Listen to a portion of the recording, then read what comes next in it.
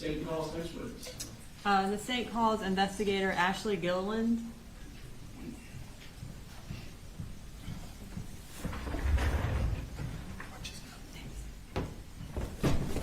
Please raise your right hand. Do you swear to tell the truth, the whole truth, and nothing but the truth to help you God? I do. Go ahead and introduce yourself to the jury and then spell your last name for the court reporter. Yes, my name is Ashley Gilleland, Ashley Gilleland.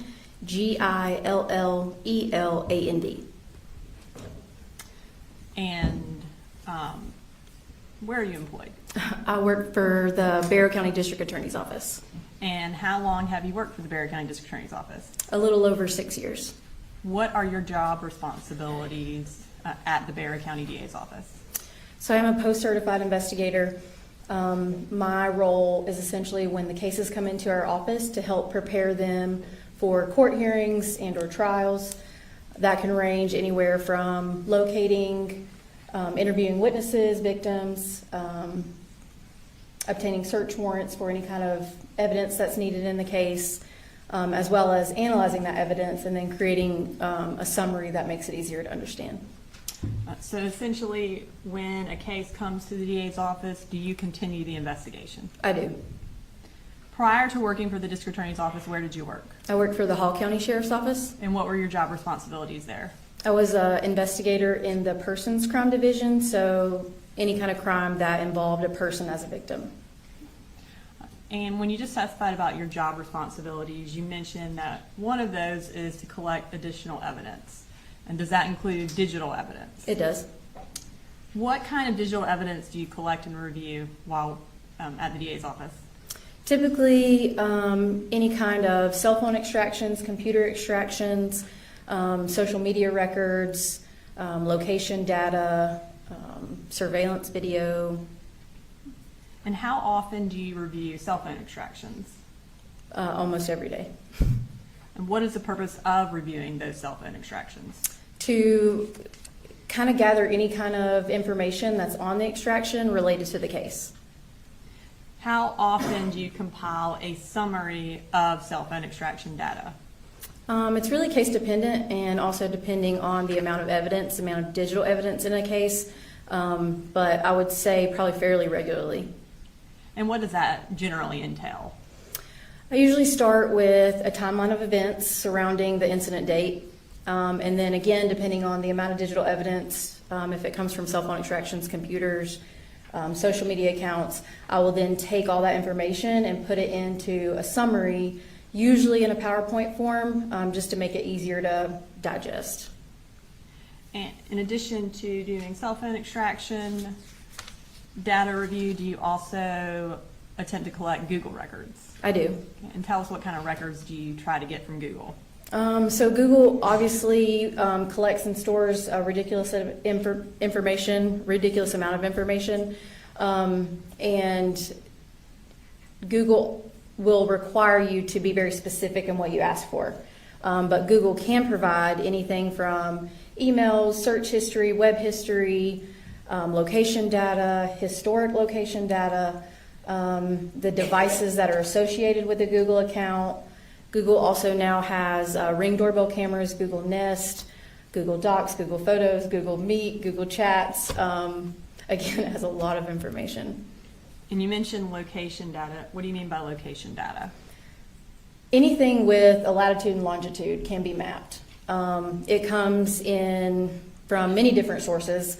So the one you think about mainly is cellular records. So your T-Mobile, your AT&T, your Verizon records, those provide location data.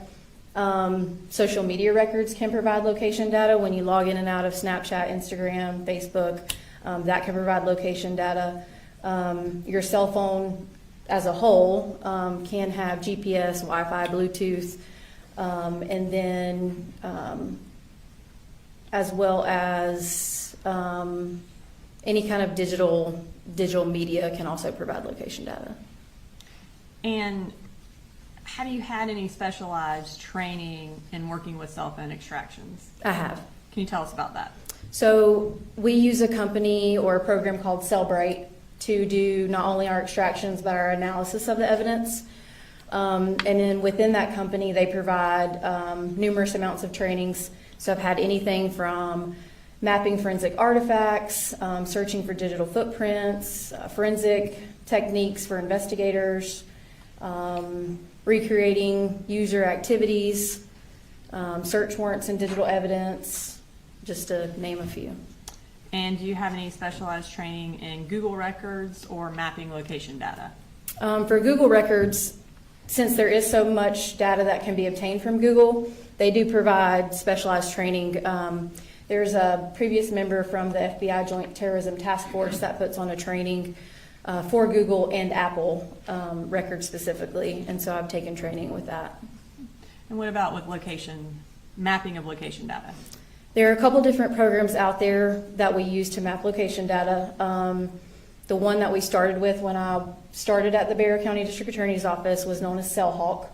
So CellHawk provided training in order to how to use the program itself, what types of records were able to be uploaded, how to analyze those records. We've also moved to a new company, I guess you could say, to map the records called Accurate Tracks. It's through LexisNexis, and I did take a 40-hour course on that, learning how to use that program. And do you hold any certifications related to digital forensic analysis? I do. I am a member of the ICAC Task Force, which is the Internet Crimes Against Children, focuses on child exploitation and child pornography, and then I also am certified cybercrime examiner. Have you previously testified as an expert in the field of digital forensic analysis? I have. Approximately how many times? 3 times. Your Honor, at this time I would like to qualify Investigator Gilleland as an expert in digital forensic analysis. No objection. All right, she was, Thank you, Your Honor. Were you assigned to aid in the investigation of the case involving the Apalachee school shooting? I was. And how did you become involved in that? Initially, just from the start, I was in more of an assisting role. So the lead agencies being the Bexar County Sheriff's Office and the Georgia Bureau of Investigation were on the front end. And then my role was more as the evidence kept coming in to start analyzing that evidence and seeing if there was anything additional that we may need. And did you do additional search warrants to get additional evidence? I did. Did you also, and we'll get more into this in a minute, create a summary of the evidence that you reviewed? I did. Okay, let's start with the additional records you obtained. What categories of records did you get? I did get some financial records and then some online schooling records, as well as academy sports and outdoor records. And as far as financial records, what financial records did you collect? I did get the Wells Fargo bank records, and the academy sports and outdoor would be considered financial records. What or whose records were the Wells Fargo bank records for? They were for the defendant's bank account. And based on your review of the financial records and the digital evidence, who used the bank account that was listed under Colin Gray? It appeared to be the defendant. Describe the time frame of those records. We requested the time frame from November of 2022 until the incident date in September of 2024. When you received those records, were they accompanied by a business record certification? They were. Your Honor, at this time I'd like to go ahead and introduce into evidence State Exhibit 186, which are the Wells Fargo bank records for Colin Gray under the business records exception. whose witness is this? No objection. All right. You said 186? Yes, Your Honor. They're admitted.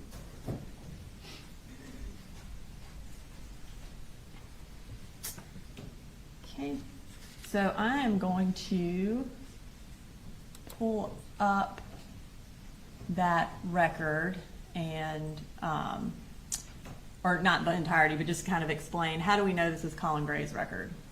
So this is a cover sheet that we receive once we get bank records. So you see the Wells Fargo logo at the top on the last page.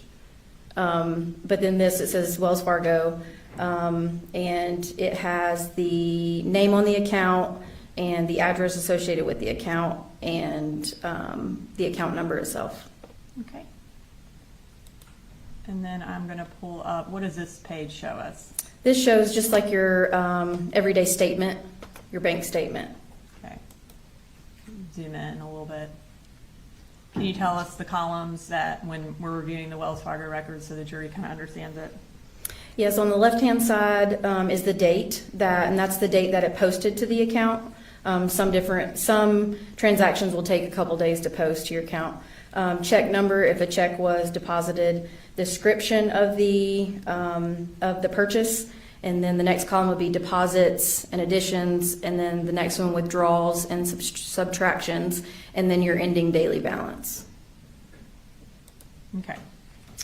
So you also mentioned you got Academy records, and again, whose Academy records did you get? I got the Academy records that match the debit card number on the Wells Fargo bank account. And describe the time frame for those records. Those were just for the year of 2024.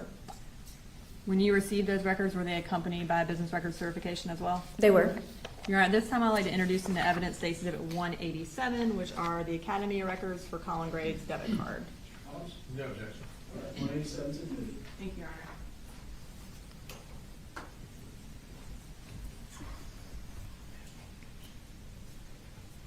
Okay. And then were other financial records obtained by another investigator in the DA's office? Yes, ma'am. And what were those? Those were Amazon records And whose Amazon records were those for? for the defendant's account. Okay. And I'm going to actually, we're going to go through Academy and Amazon real quick to kind of orient the jury. Tell us, these are what kind of records? These are from Academy Sports and Outdoor. So this is what we get back when we write a search warrant for these records. And you'll see kind of the top left, the date and time. And then the middle at the top, the associate, the transaction amount. And then in the middle, you'll see the items that were purchased, the item price. And then at the bottom, you'll see debit card and the account number associated. And then at the very bottom of the page is the actual store that it was purchased from. Okay. And then I'll pull up Amazon records, and I'm going to zoom in and tell the jury about the Amazon records. The Amazon records come back in a spreadsheet. So it's listed by the site it was from, which was obviously Amazon, the order date, the order time, the customer name, the item description, the price, the total that the buyer was charged, and the ship date. Okay. And based on your review of the digital evidence as well as the Amazon records, who had access to this Amazon account? The defendant. And tell us how you know that. Within a lot of the different records that I analyzed in this case, Colt Gray, the son of the defendant, would request the defendant to purchase items from Amazon. So he would send through text messages, will you buy this, that sort of thing. Okay. And these, for the record, are State Exhibit 162.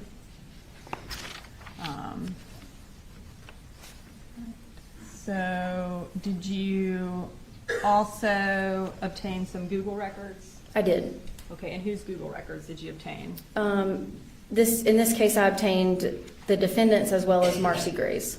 And what records, particular in the Google, were relevant to this case? Email, search history, and web history. What was the time frame of these records? These were, again, just for the year of 2024. And were these records also accompanied by a business record certification when you received them? They were. And you're right, this time I'd like to introduce into evidence State Exhibit 188 under the business records exception. And are these Colin Gray or Marcy Gray? These are of Colin Gray, correct? That's correct. Any objections, Mr. Holmes?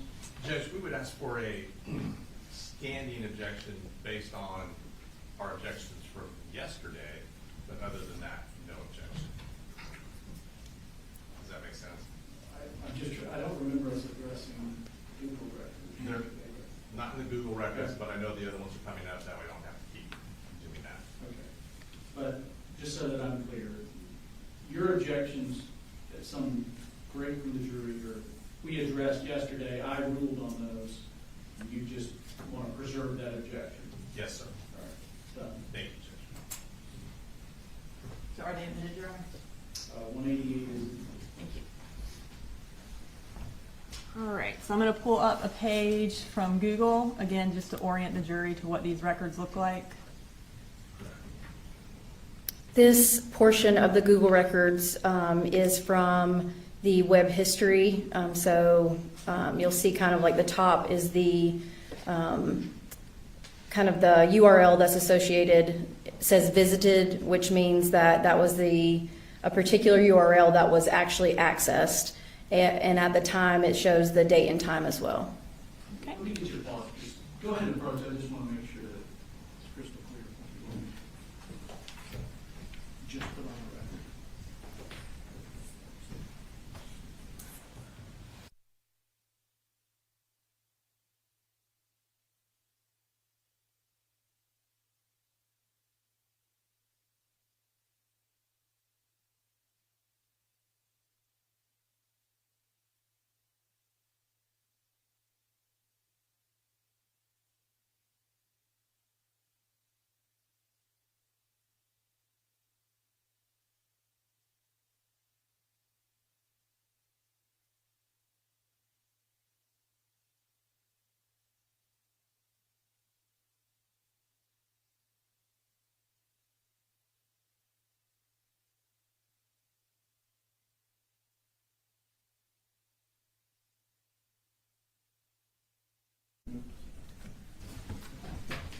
All right, go ahead, Ms. Clay. Thank you, Your Honor. All right, so I believe the last set of records you obtained were additional online school records. Is that correct? That's correct. And what was the purpose of getting those records? There was a statement made in the evidence that I reviewed where the defendant had signed or enrolled his son in online schooling. Okay. And what schools did you attempt to get records from? I believe it was Georgia Connections and Georgia Virtual. And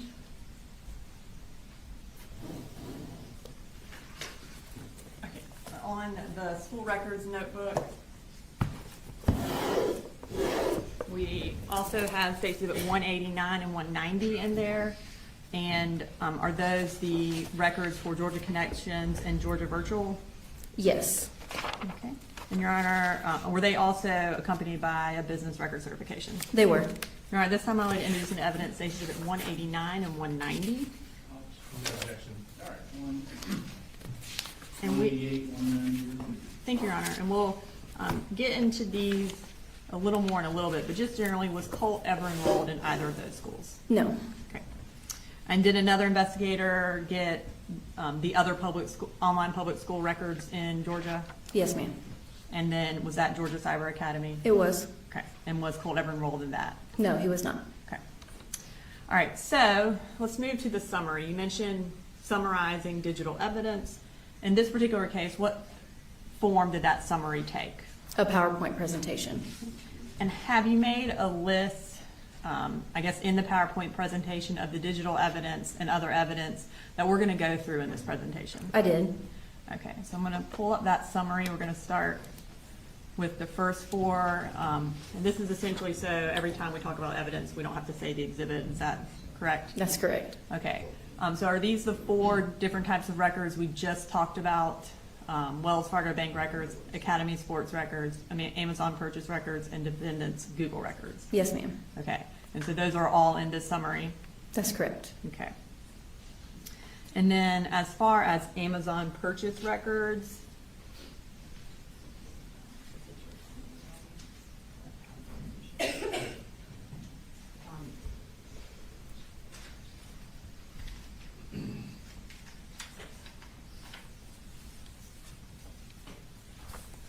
I'm showing you what's been marked as Stacy exhibits 211.1 to 211.5. What are those? These are photographs from Amazon. And are they, and tell me how they are related to Amazon. So with the Amazon records, they also produce what's called an Amazon Standard Identification Number, which is kind of like a serial number or like a barcode you see when you're shopping for something at a store. And then so I took that number from the records and then put that into Amazon, and it would give me the exact photograph and item that was being purchased. through the records. And are these photos of items that were purchased by Colin Gray? Yes, ma'am. Okay, Your Honor, at this time I'd like to introduce an evidence states exhibits 211.1 through 211.5. No objection. All right. 211.1 through 211.5. Okay. And then the next set of records are the cell phone extractions. What data from the cell phone extractions are in the PowerPoint? Anything from calls, text messages, photographs, web history, search history, application usage logs, I believe location data as well. Okay. And I'm going to pull up a text conversation just so you can kind of show the jury how the texts populate on the summary. Can you tell us kind of what the green means and what the blue means? Yeah, so when you do an extraction from Cellbrite, the program I was telling you about earlier, it will produce it in this manner. So it'll produce it in blue and green messages. And the green essentially will be the owner of the device, and the blue will be the recipient of the text. Okay. And then did you also kind of create a phone key of the various members of the Gray family? I did. Okay. I'm going to show that now. So tell us about what this phone key shows and just kind of talk us through it. Okay, so at the top, the name, so I have the categories name, phone number, contact name, and the defendant's phone, and then the dates the phone number was used. So the name on the first one is Colin Gray. This was the phone number that was associated with the records, and it was from March of 2024 until May 6th of 2024. The next one below that is also Colin Gray with a different phone number. This was a work phone number, and it started May 7th of 2024 until September 4th of 2024. The next one down is Marcy Gray. It is the same number as the one at the top. I know that seems confusing, but she used the phone once she was here in Barrow County. And so those dates are from July 6th, 2024 until August 16th of 2024. And it was listed in the defendant's phone as boo-boo/home. The one below that, again, Marcy Gray, this was the number that she used when she was in Fitzgerald from August 17th, 2024 to September 5th of 2024. And then we have Deborah Polhamus, which is the defendant's mother-in-law, and she's listed as Mamu. And then we have Jenny Gray, listed as Jenny Reen, March 22nd, 2024 through September 5th. And then Colt Gray, the first one being March 10th, 2024 to August 11th, 2024. And then the last one is a new phone number from August 11th, 2024 to September 2024. Okay. All right, and then we have additional records that we're going through that are also going to be in this presentation. So you have listed Enlightenment Counseling Records, which is State Exhibit 142, Discord Records, State Exhibit 163, Mike's Gun Room Records, State Exhibit 164, DNR Gun Range Logs, which is State Exhibit 165, Georgia Cyber Academy, State Exhibit 166, CDR Records from Verizon, State Exhibit 167, Georgia Connection Records, State Exhibit 189, and then Georgia Virtual Records, State Exhibit 190. And does that essentially show all the records that are included in this summary presentation? Yes, that's correct. Okay.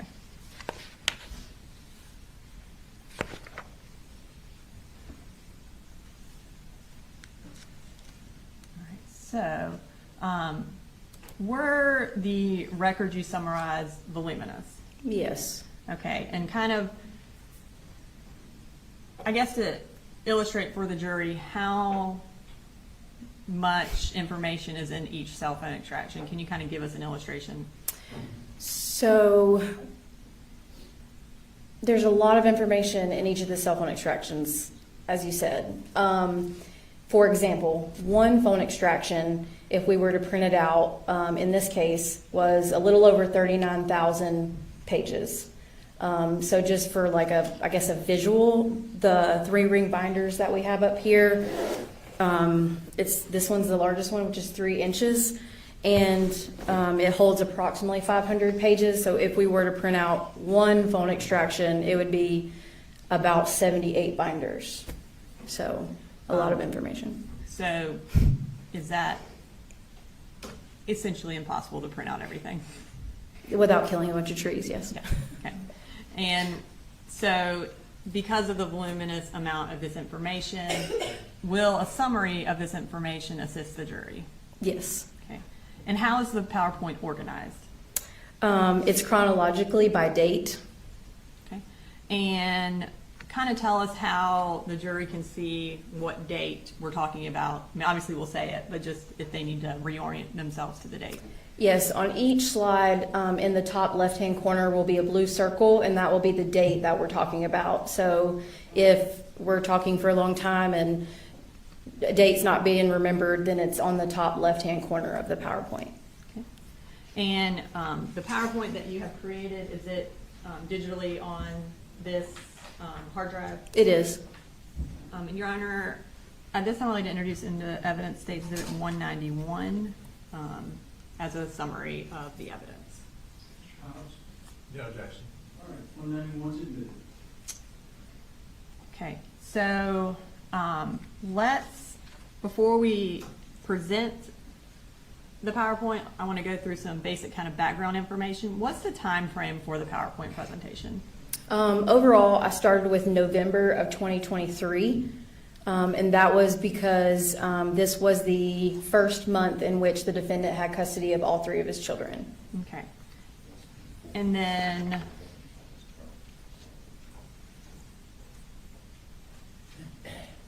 there, in the presentation, I know we talked about the text bubbles. Are there also some timeline extractions that we display?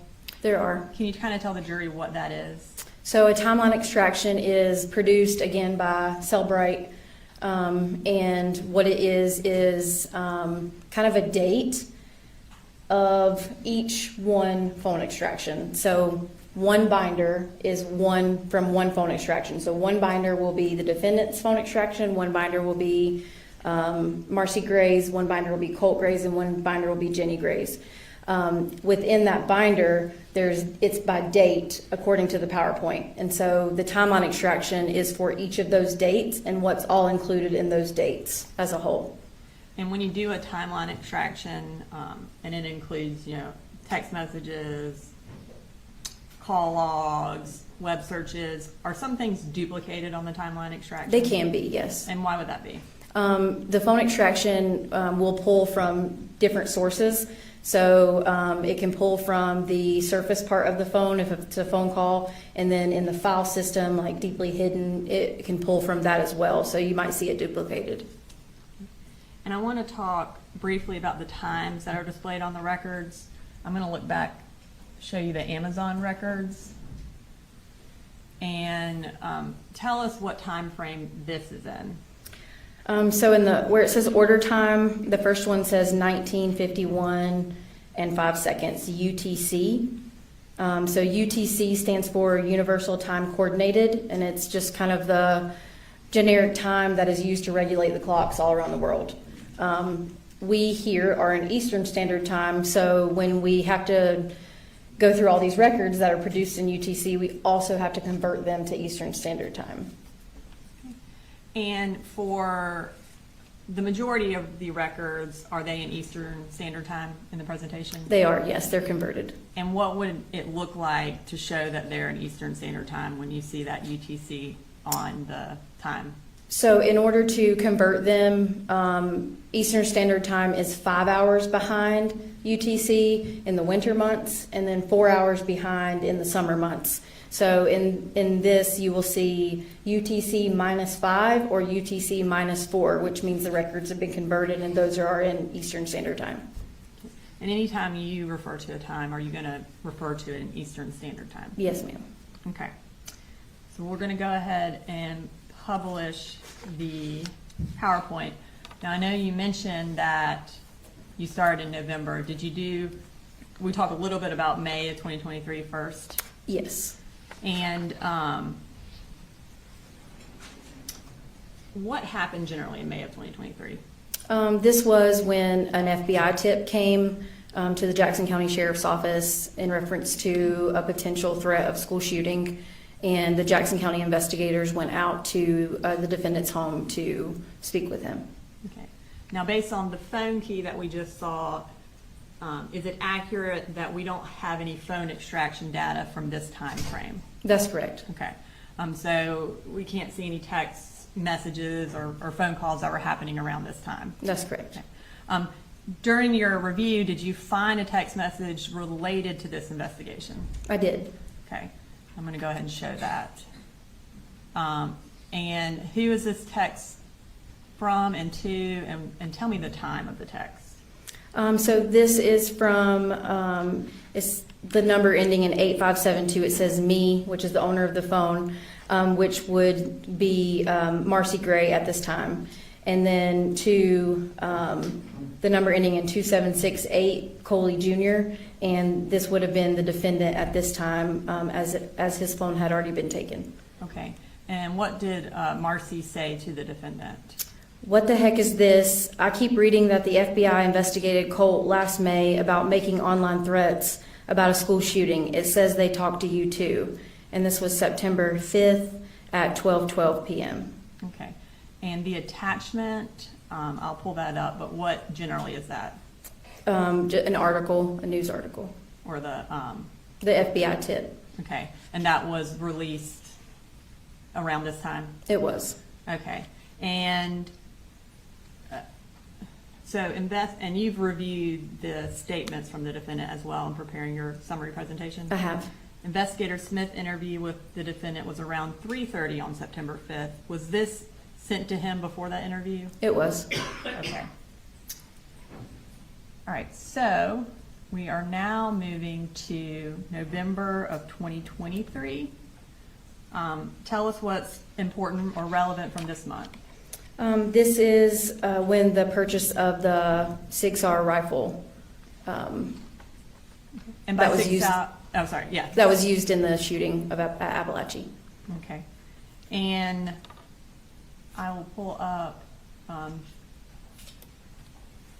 these records, and again, which records are these? These are the Wells Fargo bank records from the defendant's account.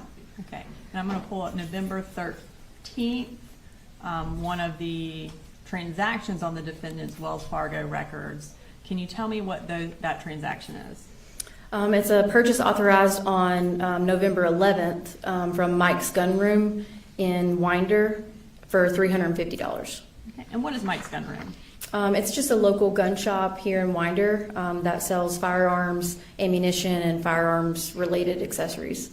And what kind of records do they keep?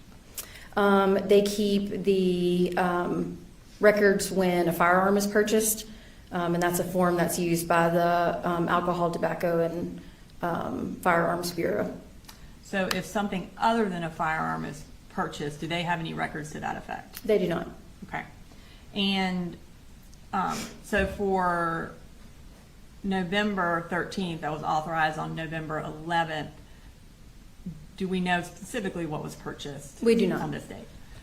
Is $350, would that be consistent with the down payment of a 6-hour rifle? It could be, yes. Okay. Now moving to our next transaction from November 17th, tell us what that shows us. This is a purchase authorized November 17th from Mike's Gun Room in Winder for $559.50. And then is the total between $559 and $350, would that be consistent with the price of a 6-hour rifle? Yes. Now, were you able to obtain information about what was purchased on November 17th?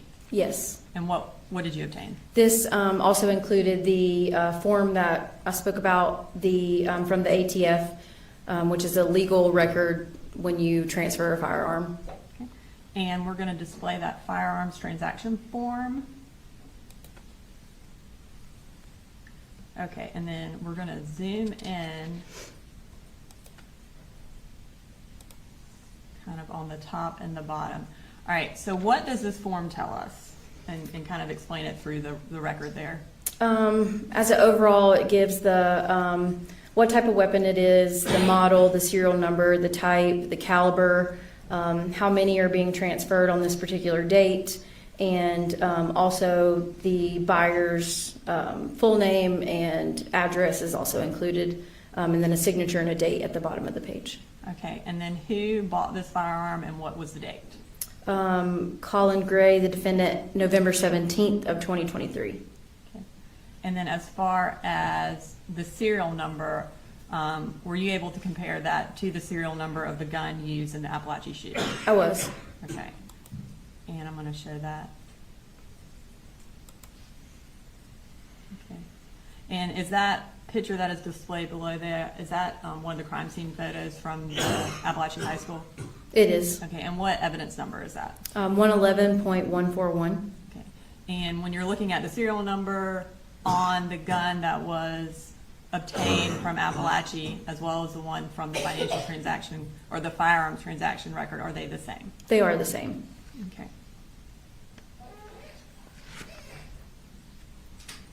And let me go back real quick to the actual record.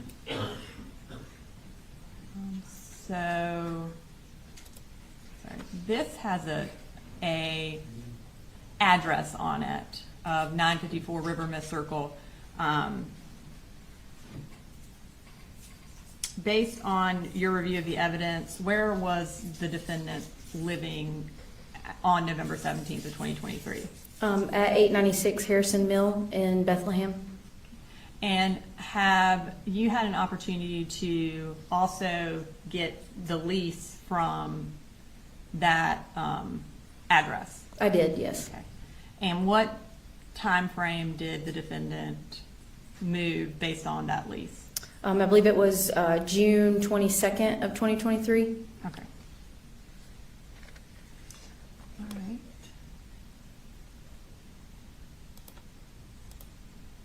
So we are going to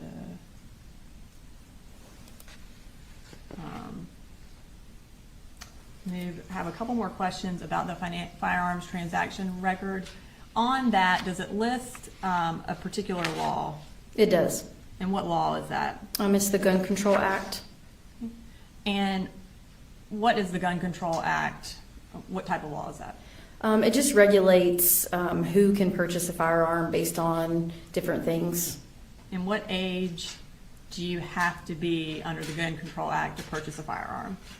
For rifles, it's 18 years old, and for handguns, it's 21 years old. And what age do you have to be to purchase ammunition? It's the same for ammunition, 18 for rifles and 21 for handguns. And under that same act, are you allowed to purchase a firearm for someone else, or do you have to purchase it for yourself? You have to purchase it for yourself. And was that one of the questions that was listed on this form? It is on this page 21A, and it's checked yes. Okay, and does that mean it was indicating that Mr. Gray purchased it for himself? That's correct. Okay. All right. So now we're going to move to December of 2023. So this is a month after the purchase of the Sig Sauer rifle. What generally happened this month? There were some more gun-related purchases Okay, and what records do we have that show those? from Wells Fargo. Okay, and I'm going to pull up our next record. All right, so tell us what was purchased on this day. On December 14th, there was a purchase from Mike's Gun Room in Winder for $642 even. And based on your review of the records that we received from Mike's Gun Room, do you know specifically what was purchased? I do not. Okay. So it was, does that mean it was not a firearm? That's correct. So it was some other gun-related accessory? That's correct. Okay, and so then the next purchase that we're going to talk about is from Amazon. So I'm going to go ahead and move to that, and that's going to be from December 19th, which is 5 days later. Tell us what was purchased from Amazon on December 19th. It was a green laser for a rifle for $49.99. Okay. And would that be like a laser sight? That's correct. And that State's Exhibit 211.1 that is on the left, what is that? That's one of the photographs I talked about earlier coming from Amazon with the Amazon standard identification number. So that was put in to Amazon, and that's the photograph that it produced. Okay.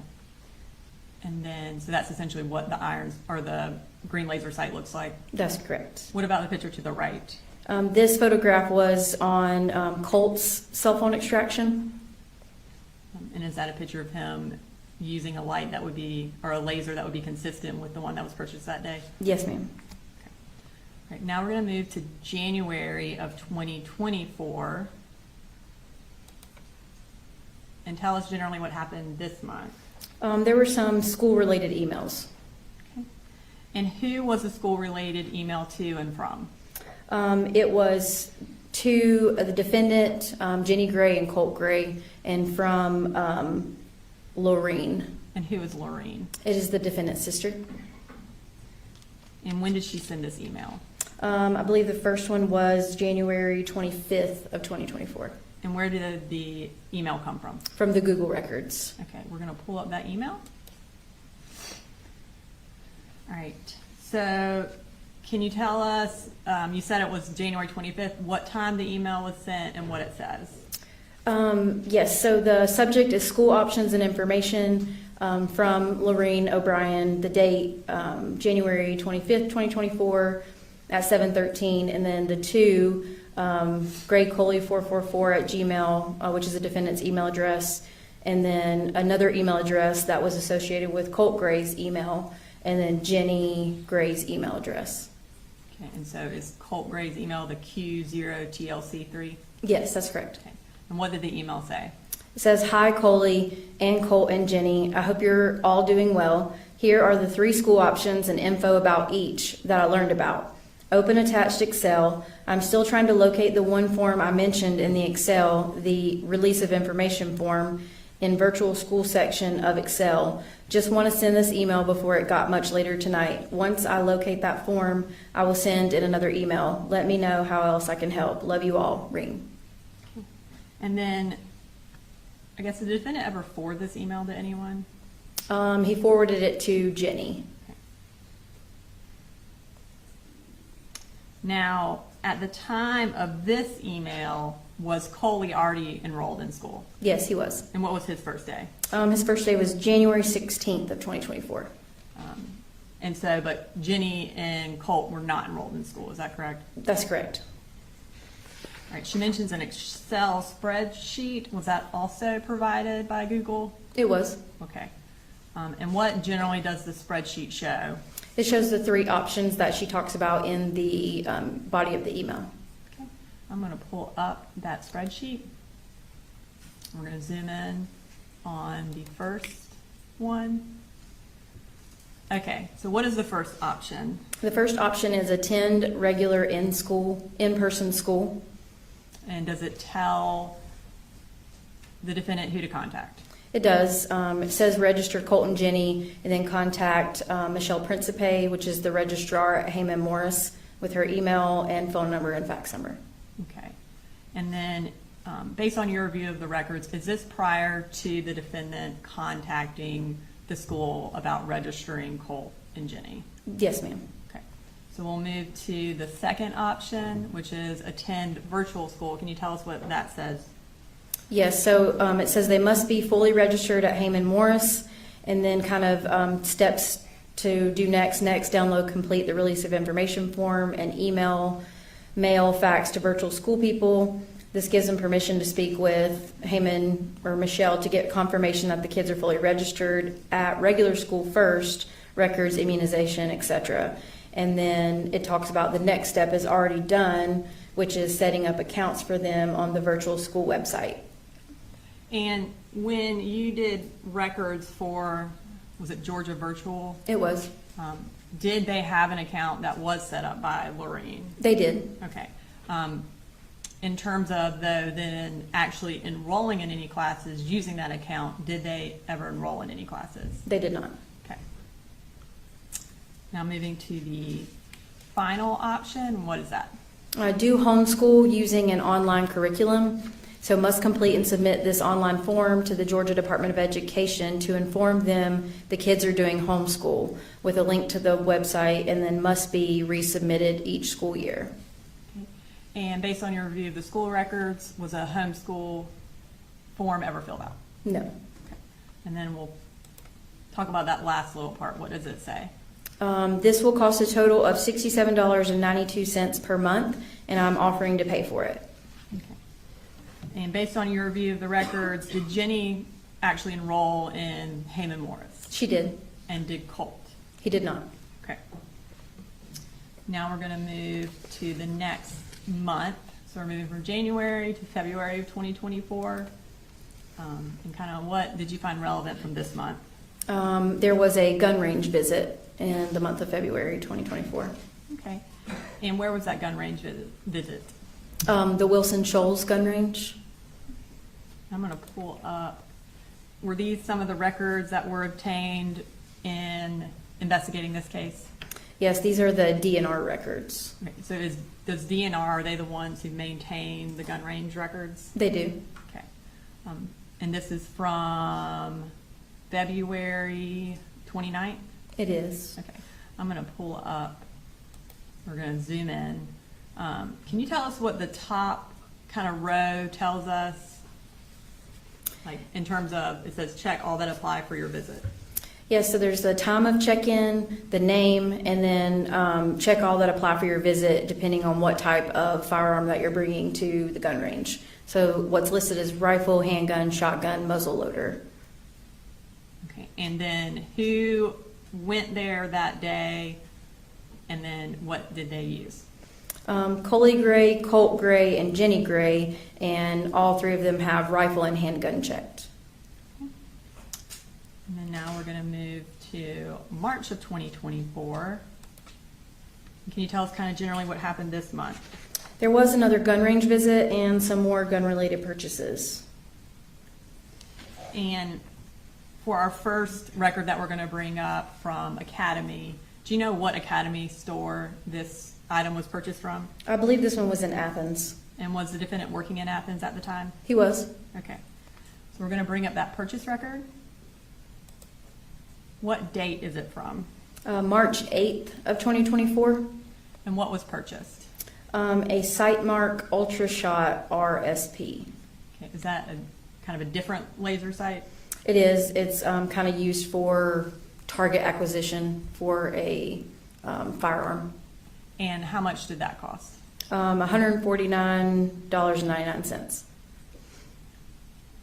All right. And then now we're going to, and was this, or I guess, was a box that was consistent with this laser sight found at the defendant's residence? Yes. Okay, I'm going to pull up that. Okay, tell us what evidence numbers these are. These have been previously introduced from the crime scene photos of the defendant's house. Yes, the one on the left is 145.108, and then the one on the right is 145.109, which is a more close-up version of the one on the left. And these were found in Colt Gray's closet. All right, and then I want to pull up the firearm. And based on your kind of review of the evidence and examining the gun, is the sight mark that was purchased on March 8th consistent with the one that was on the firearm used in the Apalachee shooting? It is. Okay.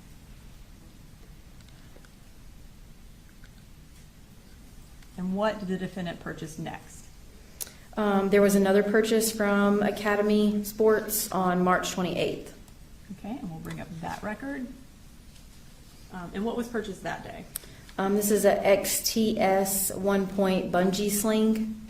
And what is a bungee sling? It's just used for a rifle to have a better point of contact. And was a bungee sling consistent with this type of sling found in the defendant's residence? Yes. Okay. I'm going to pull up a picture, another picture from the search warrant. where was that found? This was also found in Colt's closet. And is the kind of brand name XTS on that bungee sling? It is. Okay. And then was there another purchase from Academy Sports that same day? There was. Okay, we're gonna bring that up. And what was also purchased that day? Hornady Custom 223 REM 55, which is ammunition. And based on the description, how many rounds were in that box? I believe it's a 20-round box. And is 223 ammunition, is that able to be used in the 6-hour rifle? Yes. Okay. All right, so now we're gonna move to the next day, which would be March 29th. Can you tell us what happened on March 29th? Yes, there was another gun range visit, and this was on Jenny's cell phone extraction. And where, based on the pictures, where was this gun range? It appears to be Wilson Shoals gun range. Was there a record of it? There was not. Okay. And the firearm that Colt is using in that picture, is that consistent with the 6-hour that was used in the shooting? Yes, it is. Okay. And is that a photo of that firearm? It is. Okay. March 29th, what day of the week was that? It was a Friday. And was school in session? It was. And then, so was this during, I guess, based on the pictures, was this during the day? It did appear so. During the school day? Yes. Going back to the previous visit, which was what, February 29th? It was the 29th. Was that, what day of the week was that? It was also a Friday. And was that school also in session that day? It was. And did they go during the school day? They did. I believe the time was 10:25 a.m. on that record. All right. So next, we're going to move to March 30th. Did something happen that day? There was a text message. And we're going to pull up that text message. And can you tell us who the text message was from and who it was to? It's from the defendant, and it's sent to Jenny. Okay, and what time was that text message sent? It's at 8:49 p.m. And what does the text message say? Asking for you to please keep this private between you and me. What is going on with Colt? I can't tell what he's saying, but I can tell it's not good. I will not say anything, I promise. And so again, this is the day after the gun range visit. That's correct. Okay. All right, now we're going to move to April of 2024. And tell us what generally happened this day. There were some more gun-related purchases, and then some evidence suggesting Colt's behavior. Okay. So the first day we're going to talk about is April 1st. What generally happened that day? This was when Colt's grandmother took him shopping. And do you know where they went shopping based on the pictures? To Academy. Okay. I'm going to show you, bring up a text.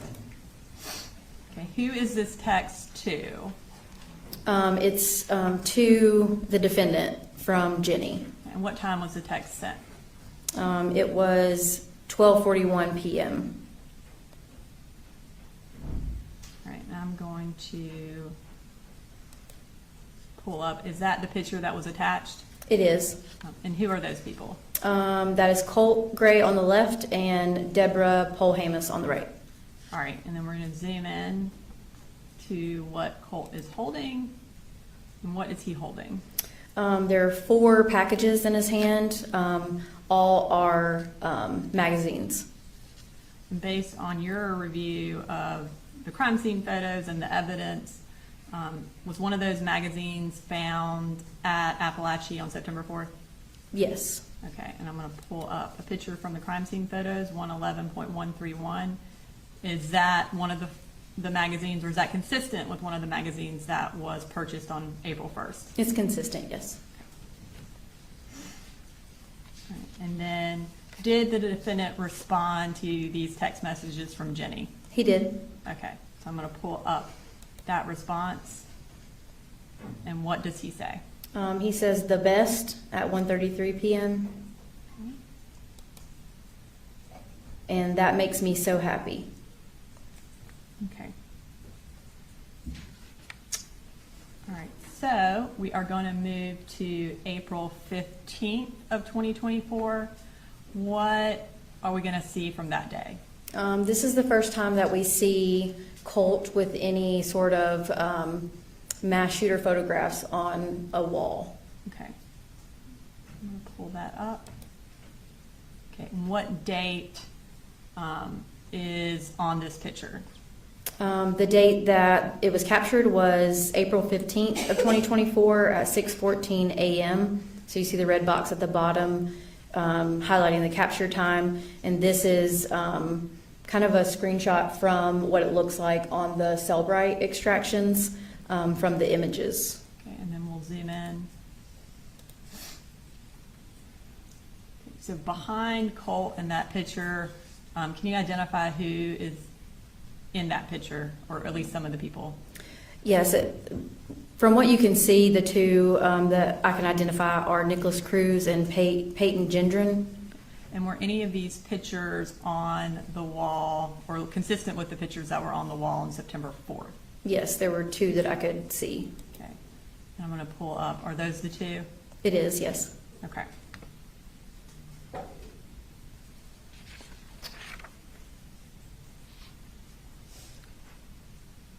Now we're going to move to April 21st of 2024. What happens on that day? There's an email that is between the defendant and Deborah Polhamus. Okay. And where did you find that email? I'm in the Google records. I'm going to pull that email up. Can you tell us the time it was sent and then read it to the jury? The date and time is the 21st of April of 2024 at 1:04 p.m. Hey, I'm sorry the kids asked you again. Me and Coley went to church and I told them not to do that before I left. I told them we were trying to keep the power on and internet. I guess I'm going to just have the cable turned off to save money. That's what the other email I sent you was. Colt is relentless and I'm trying not to have him blow up on me. I have sold both of my guns to pay car insurance and food, but as fast as I get stuff, it's gone. I feel like I'm going to get an offer from the interview I had. Then I have a face-to-face Tuesday, and then Wednesday I'm meeting with Kevin Price in his office and hope to get an offer for that as well. I totally hate that we are having to ask for anything from you, Mama. I asked two of my sisters, and it just started a fight, but I'm going to ask again. I don't know what else to do. Okay. And now we're going to move to May of 2024, the next month. Kind of tell us generally what happened this month. There were some more gun-related purchases during this month, as well as search history. Okay. And the first day we talk about is going to be May 3rd. What happened that day? There was a purchase at Elite Pawn. Okay. I'm going to pull up that purchase. So May 3rd, what was the amount of the purchase from Elite Pawn? It was $794.80. And are you familiar with Elite Pawn and jewelry? I am.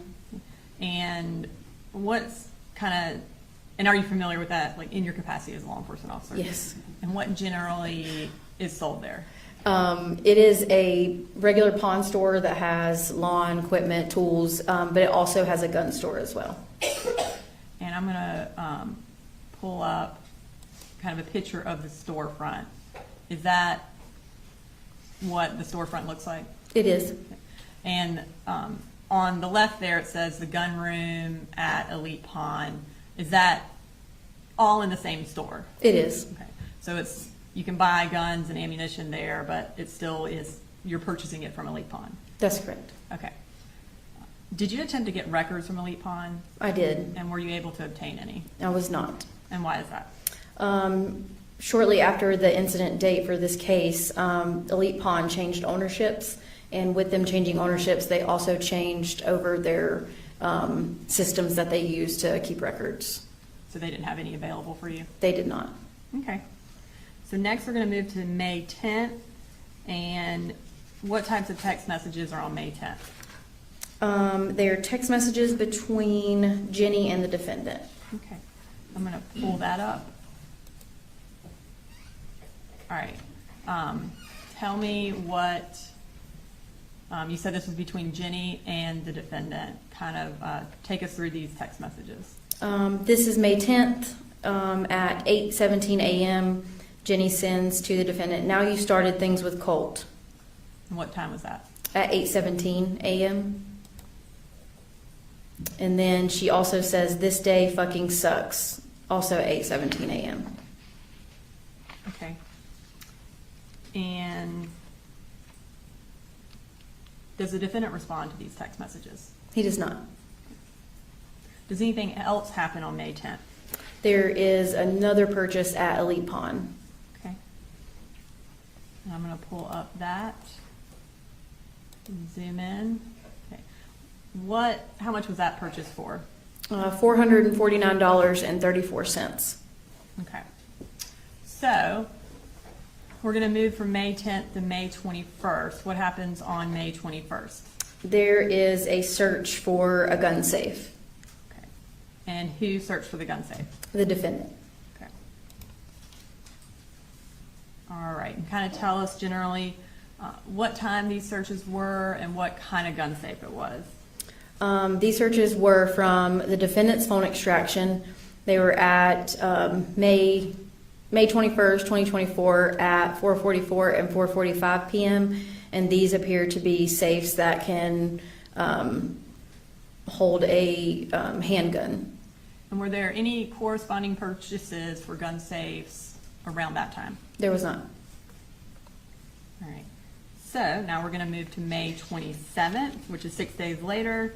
Tell us what happened that day. Colt sends the defendant a text message with a attachment of a picture. I'm going to pull up that. All right. So what time did he send this picture? At 1:19 p.m. Okay. I'm going to pull up that picture. And what is that a picture of? It's a picture of Colt holding a firearm with a green laser light pointing at the camera. And based on your review of the crime scene photos, is that furniture in that room consistent with Colt's bedroom? It is. And does the defendant respond to that text message? He does not. All right, so we are going to move to May 31st, which is 4 days later. What happens that day? There is another purchase at Academy Sports. Okay. And what does the defendant purchase that day? This is from the Conyers Academy Sports location, and it's a Redfield 556223 REM COM, and this is a cleaning kit for a rifle. And would it be a cleaning kit that could be used on the Colt Sig Sauer? It could be, yes. And then also on May 31st, does the defendant purchase something else that's gun related? Yes, from Amazon. Okay, we're going to bring up that purchase. Okay, and what is that he purchased? The top one is a flashlight laser combo for $65.99. And that 211.2, what is that? That is from the Amazon identification number for the records. And is this something that could be used on a rifle? Yes, it could be. And then does he purchase something else from Amazon? Yes, the same day there is an accessory rail set purchased for $9.99. And what is the accessory rail set for? For a rifle. And I'm going to pull up 211.3. Is that a picture of the accessory rail set that was purchased? It is.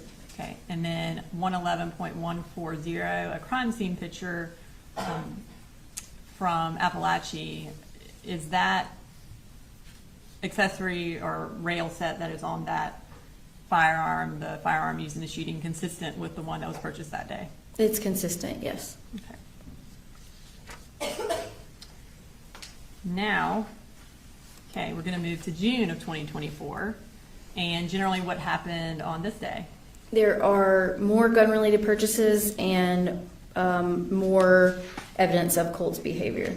Okay, and I misspoke, this month. So we have more than one day in this month that we're gonna talk about. So the first day is gonna be June 1st. And what did the defendant purchase that day? There was an Academy purchase for a bore sight laser for $12.31. Okay. And State Civic 211.4, what does that show? It shows the bore sight laser that was purchased from Amazon. Okay. And then we're gonna move to June 6th. Was something purchased that day as well? Yes. And where was it purchased from? This one was from Amazon as well. Okay, and I'm gonna pull up that purchase record. What was purchased from Amazon on that day? 45-degree fiber optic iron sights for $27.99. And what are iron sights? To be honest, I'm not really sure. They're used on a rifle. Because are they something, another type of sight on a rifle? That's correct. Okay. Now I'm gonna pull up 211.5. What is that? It's the Amazon photograph that was purchased. And based on the brand that is seen on this picture, were the iron sights that were located on the firearm used in the shooting consistent with the ones that were purchased on June 6th? Yes, they were.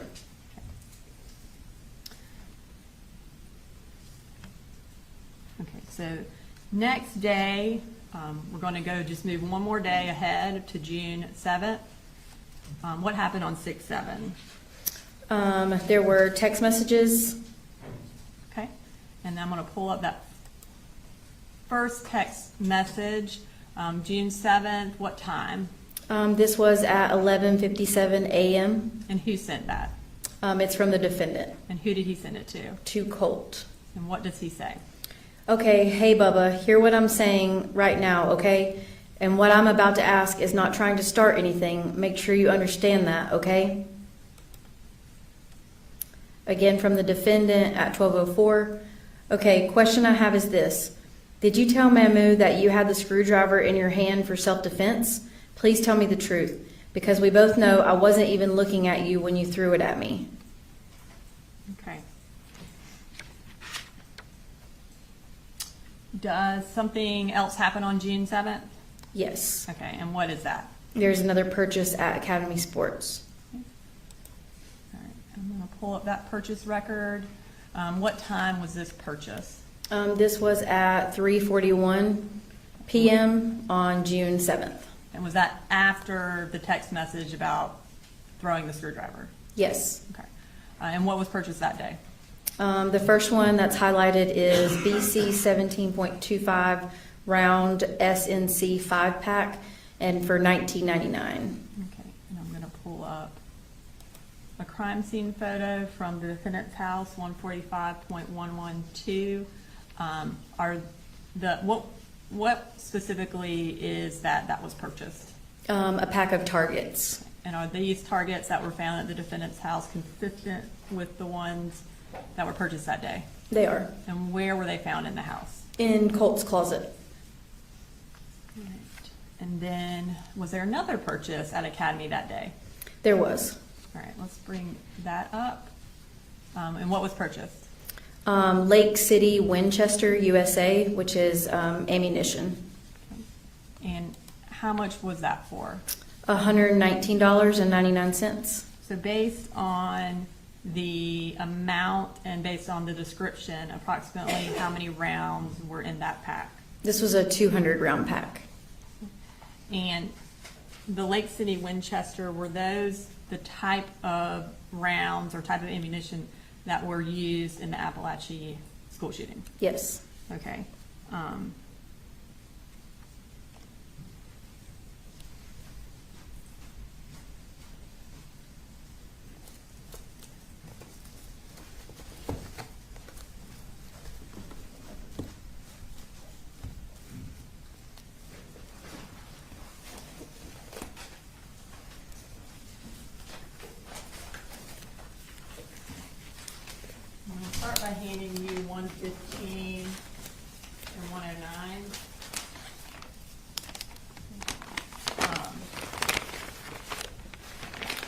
can you kind of let the jury know again what those are?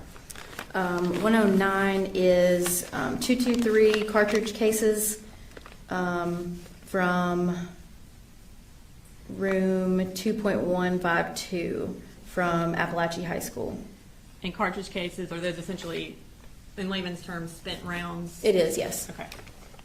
And then 115 is 18 223 cartridge cases, Lake City, Winchester, from the hallway of J floor and room 2.152.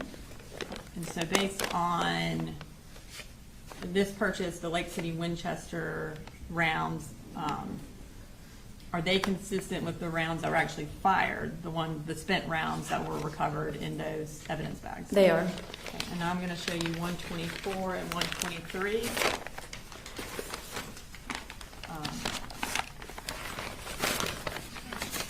And what are those? 123 is one black colored 5.56 gun magazine and 17 Winchester 223 cartridges from the magazine on J floor, hallway J at Apalachee. And then 124 is a black and colored 5.56 gun magazine, 15 Lake City cartridge casings from magazine, or cartridges from magazine, sorry, and 15 Lake City cartridges from magazine, also from the hallway J floor from Apalachee. Okay. And are those the unspent rounds? They are, yes. And are those rounds that were still in the magazines consistent, again, with what was purchased on June 7th from Academy? Yes, they were Lake City Winchester rounds. Okay, thank you. Ms. Brooks, you should pause. We're going to take a morning break. We've been in here since 9.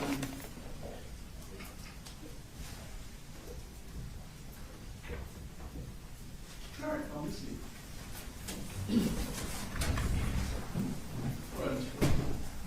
Okay, all right, so now we are moving from 6-7 to 6-10. What happened on June 10th? There was a purchase of a tactical vest Okay, and who was that for?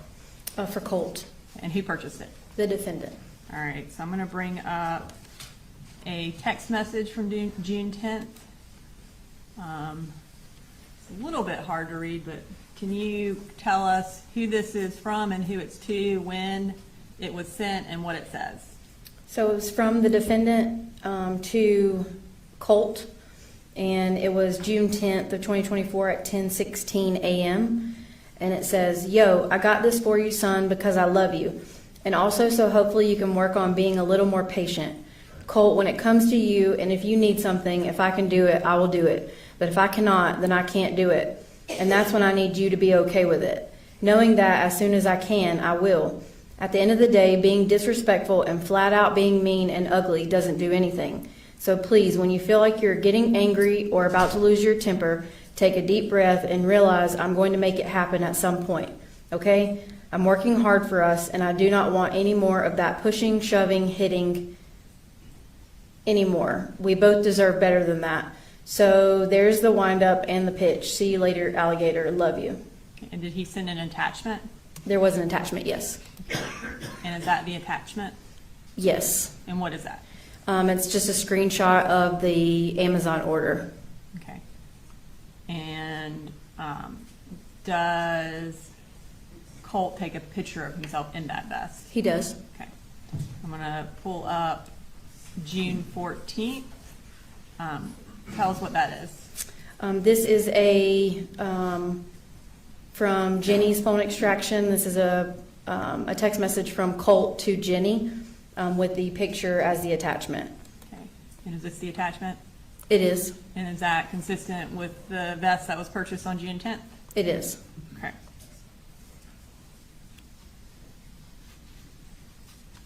All right. So next we're going to move to June 20th. What happened that day? This day, Colt sends 2 photographs to the defendant. Okay. And I'm going to pull up that first text message.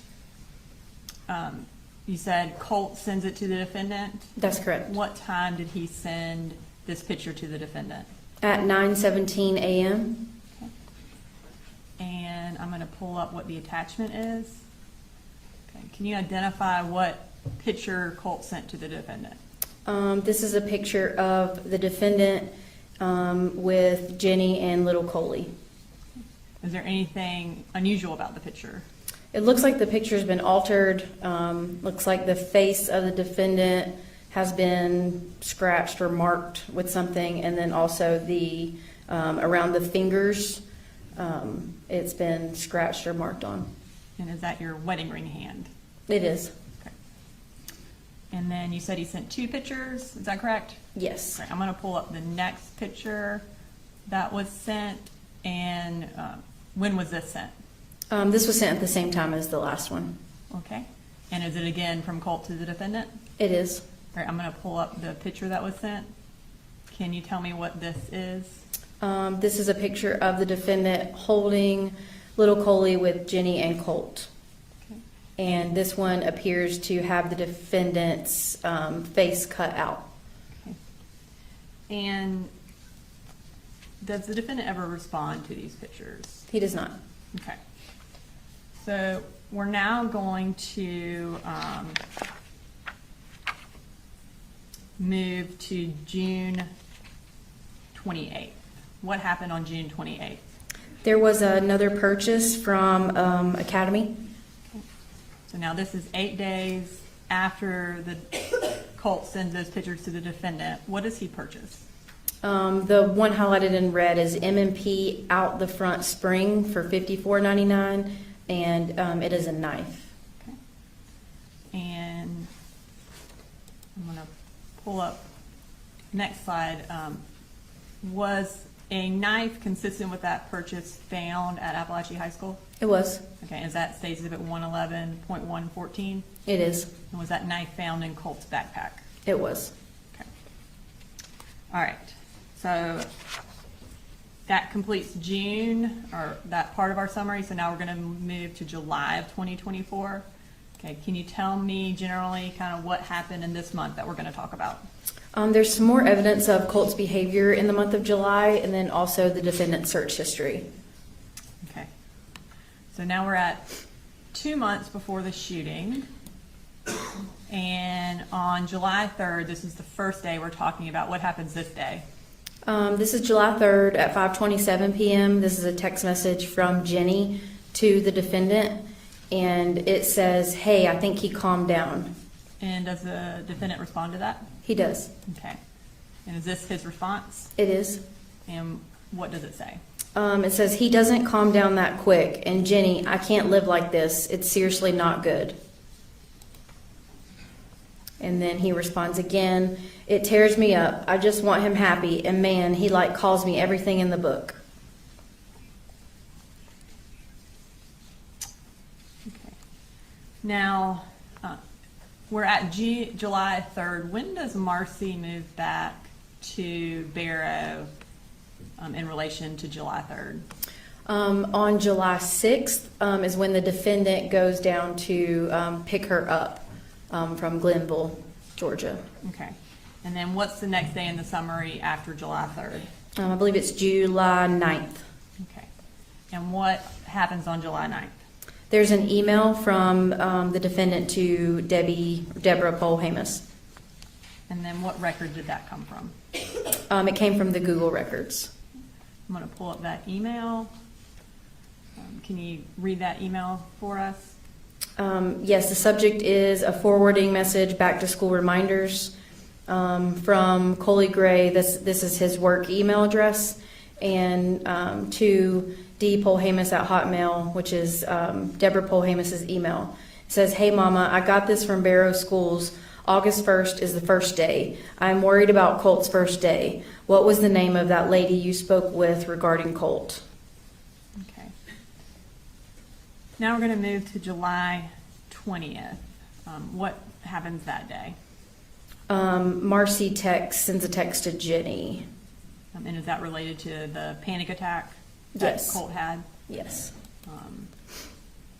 All right, so I know we've already introduced these texts in through Marcy, but I want to have you read one of those texts for the jury. Okay, this it says from Dab. This is the phone that Marcy was using while she was in Winder. And it says, I told him we're taking him to the doctor next week. Going to schedule an appointment for when you and Mammy come back so she can drive us. And you said this was a text from Marcy to Jenny. Does it come off of Jenny's phone extraction? It does. Okay. So in this text thread, Marcy also mentions that Colt asked them to call 911. Any records that they called 911 that day? No, there were no records. And as far as, in this particular text message, she indicates that they were going to take Colt to the doctor next week. In reviewing the financial records, did you find any evidence that the defendant took Colt to a doctor in this time frame? I did not. Any evidence that he took him anytime after this? No. All right, so next we're going to go to July 24th. What happens on that date? This is when Deborah Polhamus texts the defendant about getting Colt in school. Okay. All right, so July 24th at 1:41, Deborah texts the defendant. Can you tell us what she said? Says, hey, I am up here, but I am planning to leave tonight. Marcy said she had talked to the registrar about Colt, but the lady needs to talk to you. Wondering if you could do that before I go home.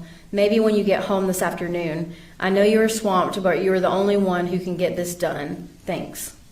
So at this point, had Colt been registered for school? No. Okay.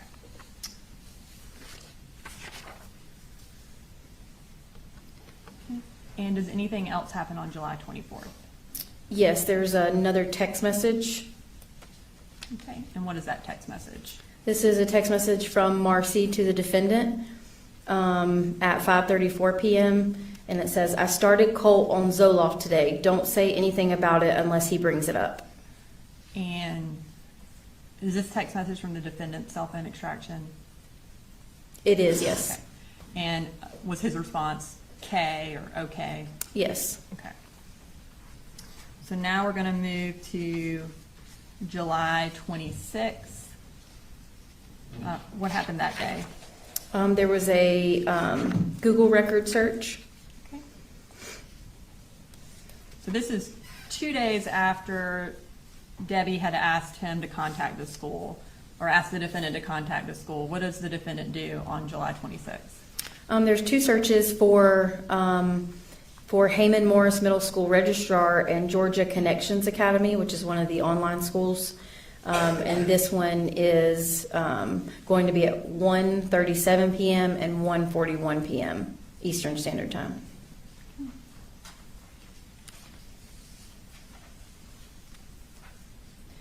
Okay, so that ends July. Now we're moving to August, 1 month before the shooting. Kind of tell us how August is shown in this timeline. August is organized a little bit differently because there was a lot more information provided in the records for the month of August. So on each day in August, I compiled a calendar to kind of orient with each day. Okay, I'm going to pull up the first calendar that we have for August 3rd. Can you tell the jury what the highlighted yellow means and then what's in red? So what's in red is school-related events. So there's when the school year starts, his first day of school, the school holidays, and then the incident date. You see the dates first and second highlighted in yellow. Those are dates that Colt did not attend school. And then you see the kind of the blue box that's highlighted on the third. As we go through, the highlighted box is the day that we're talking about. Okay. And then on days that Colt did attend school, what color will that be? It'll be highlighted in blue on days that he did attend school. And then as we kind of move to the next day, does anything populate on the calendar? Yes, well, it'll kind of populate what we just talked about. So after the third, whatever we talked about on the third will populate on that date on the calendar. And so the first day we talk about in August is August 3rd. What happens on that day? There's some photographs that are found on Colt's cell phone extraction. Okay, so I'm going to pull up those. So we're going to start with the first photo. Earlier, we had a capture date and a modified date. Here, we only have a modified date. Tell us what that means. So a modified date doesn't necessarily mean the date that the photograph was taken. It just means that that is the date that the photograph was moved. It was either deleted or moved to a different folder. It can mean that it was sent through a messaging app or sent through some sort of social media. And so it can mean a bunch of different things, but it doesn't necessarily mean it's the date that the photo was taken. And I guess you were unable to find a photo that had the capture date. Is that accurate? That's correct. Based on what is in the photo, can you determine a time frame for this picture? Yes, so if you look at the picture there, Colt is wearing the vest, which we just went over that it was purchased on June 10th. Also within the evidence, there was a capture date on photos when Colt dyed his hair, which was July 25th. And so his hair is dyed in this picture, so we can kind of have a date range from July 25th until August 3rd. When he moved the picture into, it looks like a messaging app based on the data. And what is he holding? He's holding the rifle that was used in the shooting. All right, and then I'm going to pull up another picture. Is that also modified on August 3rd? It is, yes. And did both of those pictures appear to be in Colt's room? They did, yes. Now we're going to pull up the final picture that is also modified on August 3rd. Tell us what that picture is of. This is a picture of the Sig Sauer rifle sitting in Colt's computer chair. And then you can see another rifle in the background. Okay. All right, so that ends August 3rd. Now we're going to move to August 4th. Okay. And tell us generally what happens on August 4th. This one is going to be a text conversation. Okay. So I'm going to pull that text conversation. Who is it between? The defendant and Deborah Polhamus. Okay. And can you read us the text? It says, I hate to bother you at the beach. I just need to get a little more groceries with school, rent. I'm going to ask doctor tomorrow if I can catch up next week with them. I can send it back to you on Friday. Not much. Thank you either way. Okay. And where is the defendant working at this time? Kevin Price Construction. And based on his bank records, about how often was he paid and how much? Based on his bank records, he was getting paid weekly, $1,429, and with a $750 truck allowance per month. Okay.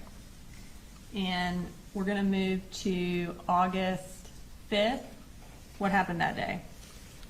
There were more photographs found on Colt's cell phone extraction. And then were there also, sorry, this is Debbie's response. Before we move to the next day, what did she respond? This is from August 4th as in response to that message. I sent money. Colt needs to be in school tomorrow, please. Okay. All right, so we're moving to August 5th, and you said there are more pictures that are on Colt's cell phone. So I'm going to pull up those from August 5th. Tell me about those photos. These are the same kind of scenario as the previous ones, so they have a modified date of August 5th. Again, he's wearing the tan vest in both of these photos with the dyed hair, so after July 25th of 2024 and prior to August 5th of 2024. And in the picture on the right, he's holding a firearm, a rifle, and you can see the 45-degree iron sight on that in that picture. All right, so now we're gonna move to August 9th. Okay, tell us generally what happens this day. On this day, there were photographs found on Colt's phone of a school shooter shrine. Okay. All right, so I'm gonna pull those up. Are these were there 3 photos found? There were. Okay, and you previously mentioned the other photos had a modified date. Do these have a captured date? They do have a capture date. Can you tell us what the captured date and time of each of these photos is? So you can see on the bottom of these 3 snips, it shows the camera make, camera model, capture time. They're at August 9th, 2024 at 5:05 a.m., 5:06 a.m., and 5:10 a.m. Okay. And then I'm going to zoom in on one of those pictures so you can see the background. Can you identify who these pictures are of? These pictures are of Nicholas Cruz. And again, and you may have already said this, but does this appear to be in Colt's room? It is. Okay. Have you had an opportunity to review the picture that was taken on September 4th of Colt's wall? I have, yes. Okay. Do those pictures appear to be in the same configuration as the photos that were on his wall on September 4th? They are. Now, you said it was taken at 5 a.m. in the morning? Yes. Based on your review of the location data from the defendant's phone, would he generally be home at 5 a.m. in the morning? Yes, it seemed as if he had a typical work schedule of 7 a.m. to 4 p.m. Okay. as a whole. So generally would leave the house around what time? I believe 6:30, And then generally would get home around what time? depending between 4 and 5. Some days were different. And when he got home, would he generally stay home? Yes. Okay. All right. So also on August 9th, we have another picture of Colt. Can you tell us about that picture? This picture is a modified date of August 9th of 2024. And this one, he has his hair dyed, so somewhere between July 25th and August 9th of 2024. And he is holding a gun. This one is not consistent with the Sig Sauer, but this is a shotgun that was consistent with the one found in the defendant's closet during the search of the house. All right. And does that also appear to be taken in Colt's room based on the background? Yes. I'm going to pull up next the calendar for August, and we're next talking about August 10th. Can you tell us what happens on this date? There's a Google web history for the defendant. Okay. So I'm going to pull up that Google history. You said it was the defendant's history. It is, yes. What does he look up and what time? So this was, it says visited online therapy with a licensed therapist. And what visited means is just that a URL was accessed at the specific time. So as if like that specific, when you click on that, it'll take you to the URL. Okay. And it was at 12:35 p.m.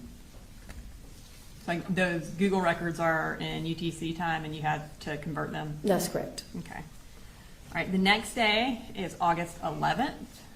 I'm going to pull up our calendar again. Tell us what happened on August 11th. This is a text message that Colt sends the defendant.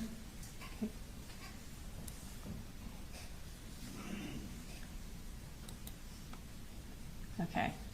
Can you tell us what that text message says and when he sent it? This was August 11th at 11:22 a.m.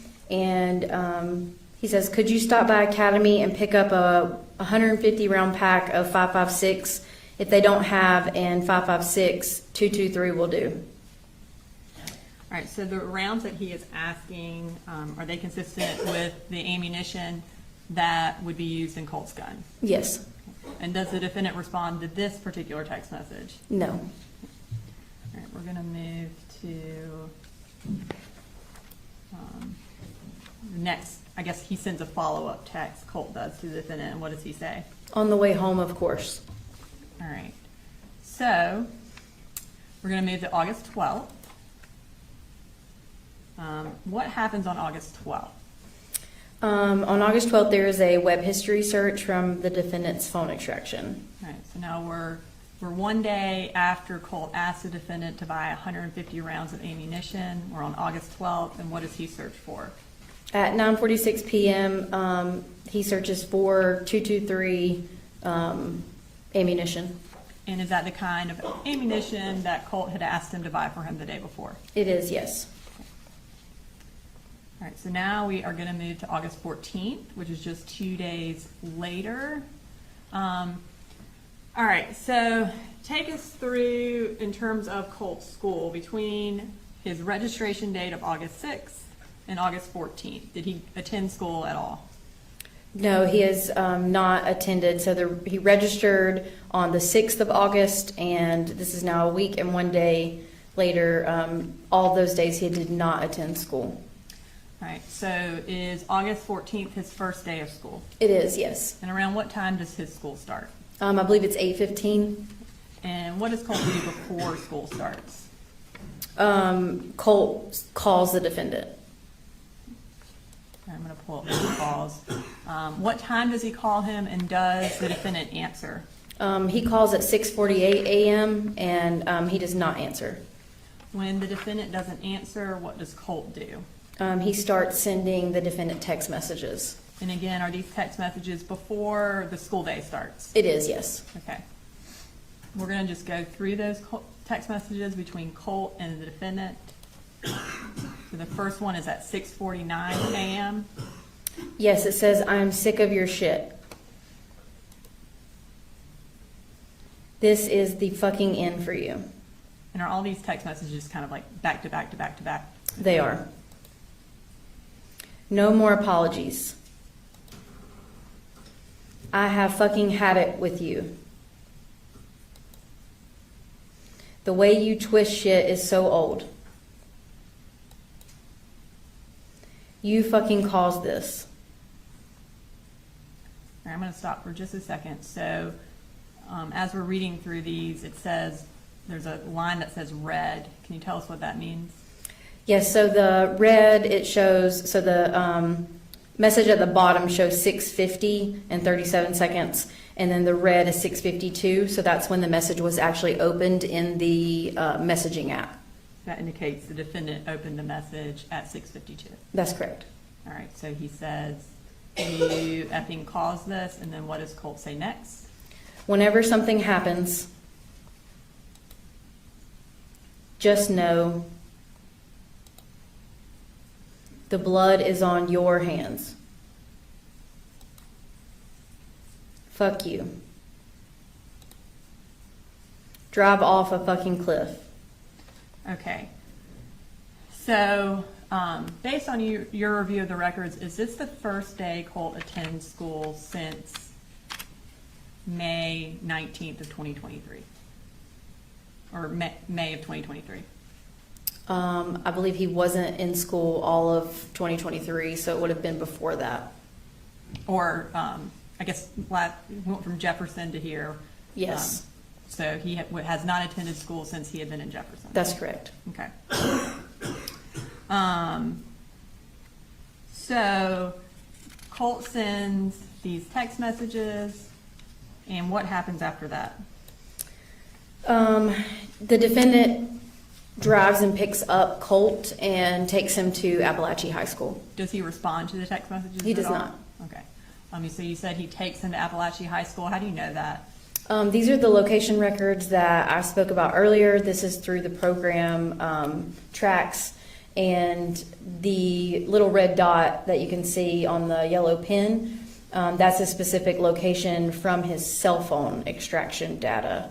So this is the one on the left is at 8:12 a.m. and that's the first time that we see his location data from his cell phone arrive at Apalachee High School. And then the one on the right is 8:19 a.m. and that's when he is leaving Apalachee High School. Okay. So he's there for 7 minutes. That's correct, yes. Okay. Now, what else happens on August 14th? In his Google records, or in the defendant's Google records, there's a reminder set in the calendar.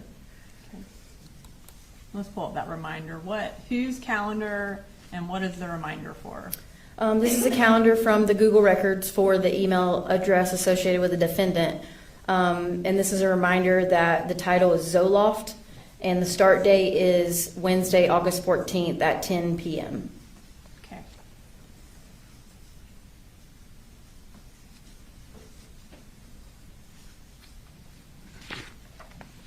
And at this time, on August 14th, was Marcy still living at the house? Yes, she was. Okay. At this point, had the defendant, or I guess Marcy, set up insurance through the defendant's work for the family? Yes. And based on your review of the records, when did that insurance start? It was supposed to start July 1st, but the paperwork wasn't completed until July 31st, and then so the first date that the insurance was started was August 1st. So we're going to move to August 15th. What day of the week is that? It's a Thursday. And did Colt attend school that Thursday? No, he did not. What's the first thing that happens on August 15th? There's text messages between, I believe, Marcy and the defendant. Okay. We're gonna,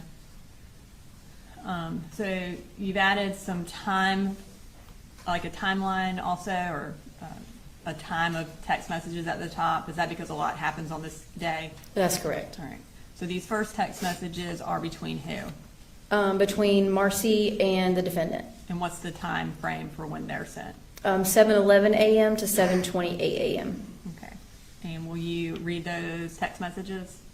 Yes, it says Colt said his neck hurts and he's nauseous, so he's taking today off school. And the defendant responds, "What?" And Marcy says, "He said if you have a problem with it, he would talk to you." And then Marcy says, "Do you want to talk to him?" And then defendant responds, "It's his second day." Okay. And so then after these text messages, what happens? Colt then sends the defendant a text message. All right. And can you tell us the time frame for these texts? These texts are from 7:54 a.m. to 8:56 a.m. All right. And what does Colt say?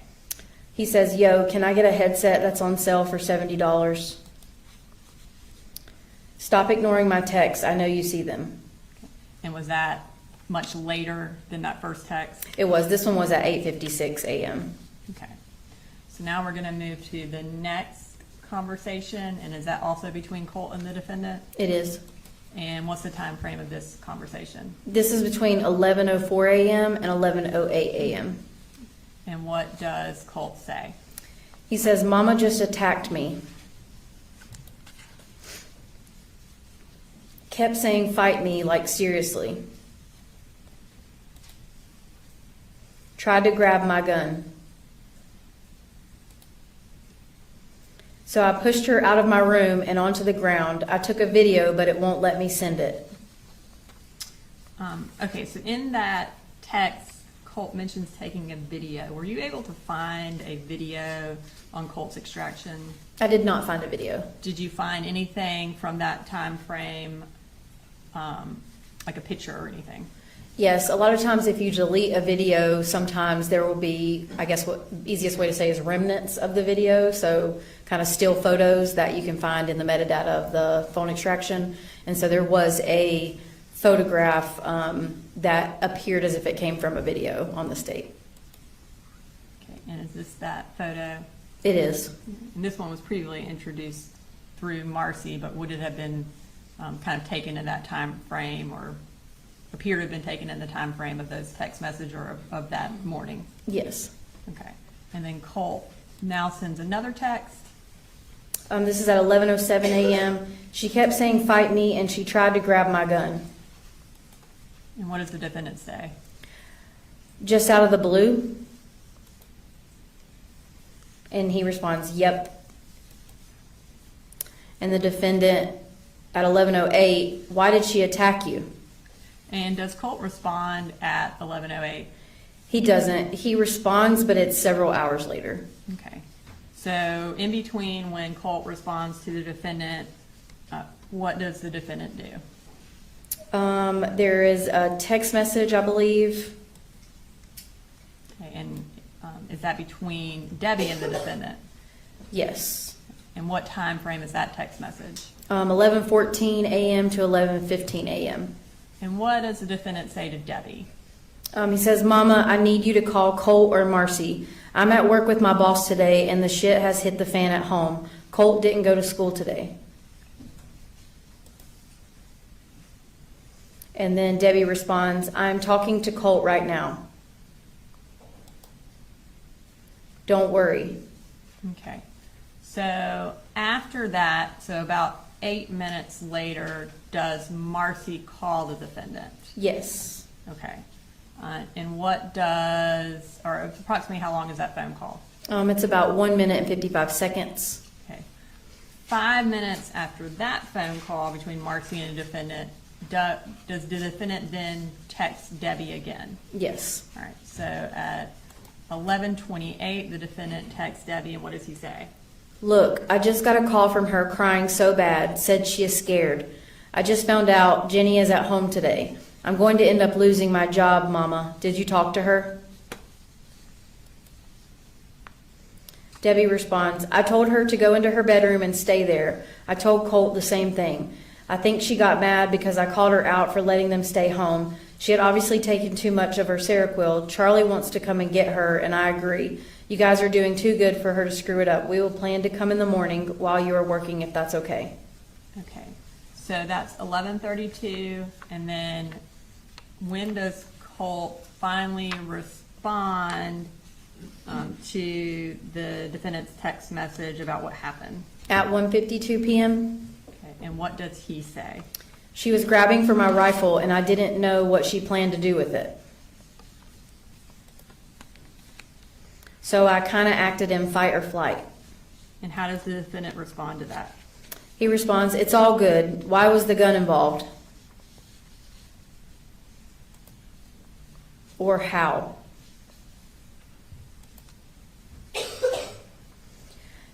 And Colt, then what? Yeah, say. Colt responds, "I don't know. She backed me into my room and started talking about, 'Oh, are you going to get your gun?'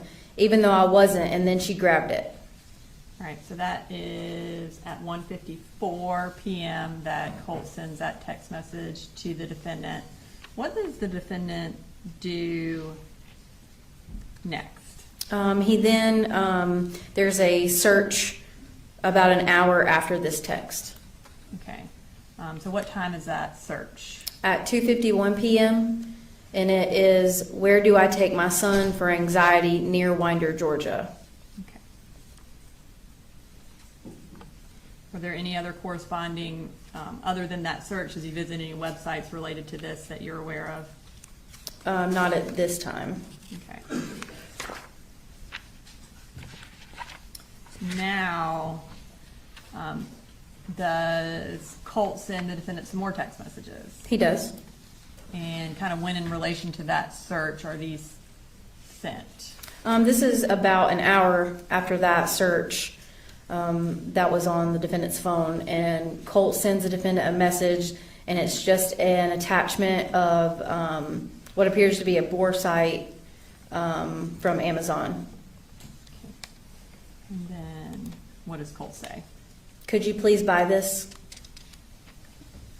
All right, so that is the last thing on August 15th. So now we're going to move to August 16th.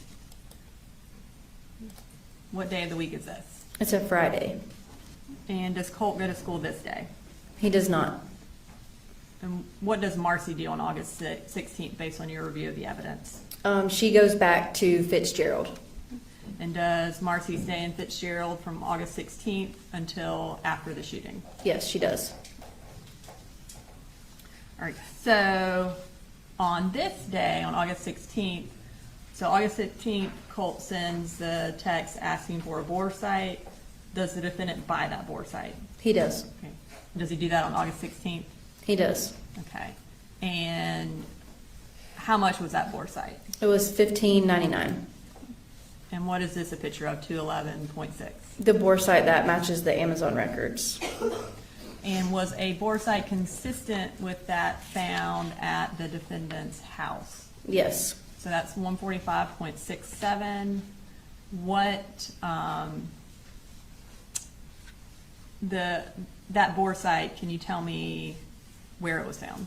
Or is that a bore site, and where was it found in the house?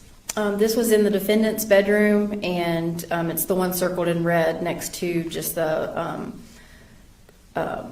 ammunition, and it's inside of a pair of goggles. Okay. All right, so still on August 16th, the defendant buys a bore site. What happens next? Colt sends him a text message. Okay. So the text message is at 9 a.m. Can you read the text message that Colt sends the defendant? He says, "I'm restraining myself. As for what I feel like doing right now, I have barely any control over." All right. So that was 9 a.m. on August 16th. And now we're going to move to August 16th at 10:30 a.m. What does the defendant do an hour and a half after Colt sends that text about restraining himself? He searches troubled teen options near Athens, Georgia. Okay. And does he, at this time, visit any websites related to that search? Yes, he does. What is the first website he visits? Eagle Overlook. I'm going to pull up that. Okay, so at the top of this record, it says cookie. Tell us what that means.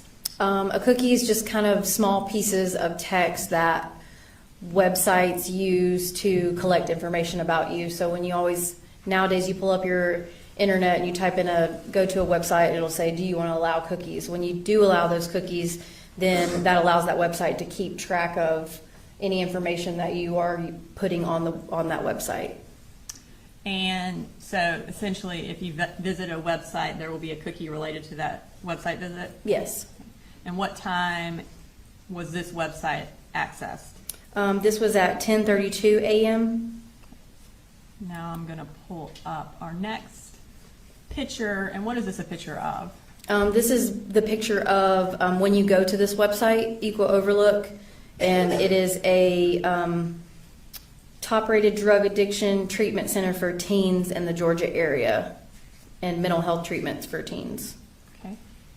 And then we're going to move to his next website visited. What website did the defendant visit next? Wolf Creek Academy, Okay, what time did he visit that? 10:35 a.m. All right. And tell us what this is a picture of. This is a picture of the website when you go to Wolf Creek Academy, and it's a therapeutic boarding school for troubled teens.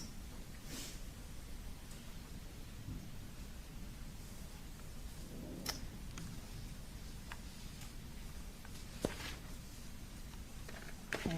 And for Eagle Overlook as well as Wolf Creek Academy, is there any evidence from the defendant's phone records that he contacted either of these facilities? No. All right, so we're still on August 16th. What happens next? Colt texts the defendant. Okay, and what does Colt say to the defendant? At 11:46 a.m., he says, "Hey, if we can get 150 rounds, that's fine, but could we get at least 50? You said when you got paid, you'd get it." Okay, so we have that first text from August 11th where Colt is asking for 150 rounds of ammunition. And then now we have another text saying, hey, or you can get me 50. Between August 11th and September 4th, based on your review of the digital evidence and the shooting range records, did the defendant take Colt to a shooting range? No. Did he take him hunting? No. Any indication that Colt and the defendant were hunting or were planning on going hunting or shooting in August or September? Not in any of the digital records.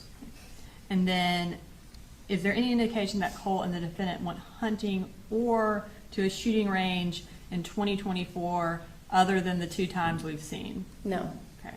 So Colt and the defendant went together only twice. That's correct. And then any indication that they want hunting at any point from the digital records in 2024? No. When does a typical hunting season start in Georgia? I think it depends on whether it's bow or rifle, but with the rifle, I believe it's always usually mid to late October. Okay. And then when did the defendant read this text from Colt? At 11:47 a.m. Okay. And what is the next item of note? At 11:55 a.m., which is about 10 minutes after, he searches child psychology and child psychologist near Bethlehem, Georgia. One being at 11:55 a.m. and the other one being at 12:23 p.m. Okay. And then after that search, does he again visit specific websites related to that search? Yes. Okay. And what is the first one he visits? Hope Anger Management at 12:24 p.m. And I'm going to pull up this picture. What is this a picture of? This is a picture of the About section of the Hope Anger Management when you pull up their website. It offers services for behavioral issues, mental health, and therapy. Okay. And then does he visit another website related to the child psychologist search? He does. Okay. And what website is that?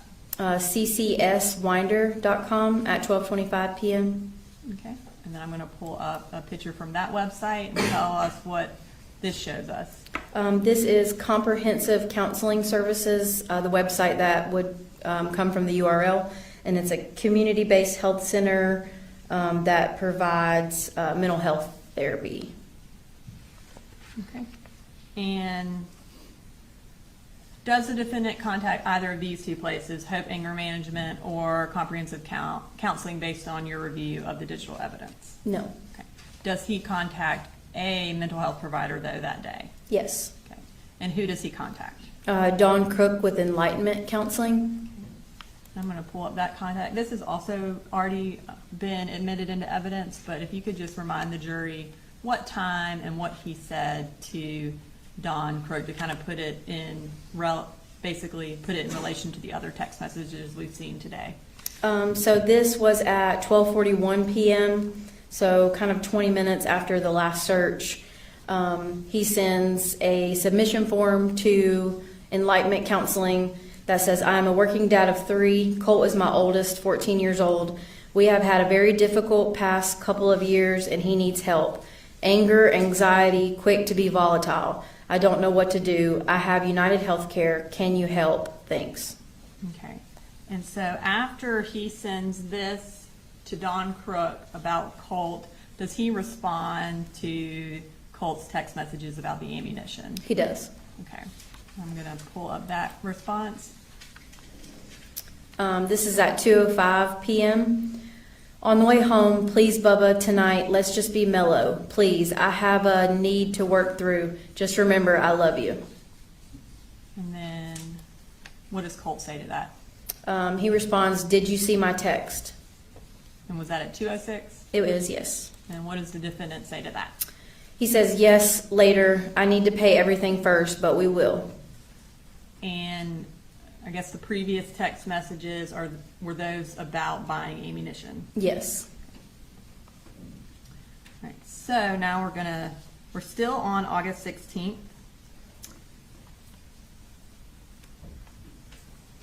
Now we've already been through all of the Dawn Crook messages. So I don't want to bring them all up. But Dawn Crook does respond to the defendant. She does, yes. Okay. And is it on this day? It is, yes. Okay.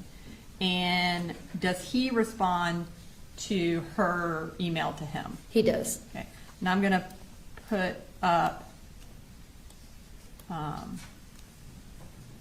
is this his second response? It is his second response. And can you remind the jury what he said to Dawn and what time he said it? He said, "Do you have a number that I can call once I'm not in the field?" And this is at 2:40 p.m. And so, assuming the field is work, where was the defendant when he sent this message? He was at his house, 896 Harrison Mill, and on the left-hand side you can see wireless network. This is wireless network connection. He connected to Gray Fam Wi-Fi, which is the Wi-Fi for the house, and it was first connected at 234, again connected at 250. So he was at the house during that email. So fair to say he was not in the field at that time. Correct. Okay. And now we're still on August 16th. What does the defendant do next? He searches for gun safes. And how, in relation to that last email to Don Crook where he's asking her to give him a number to call, what time frame are these gun searches?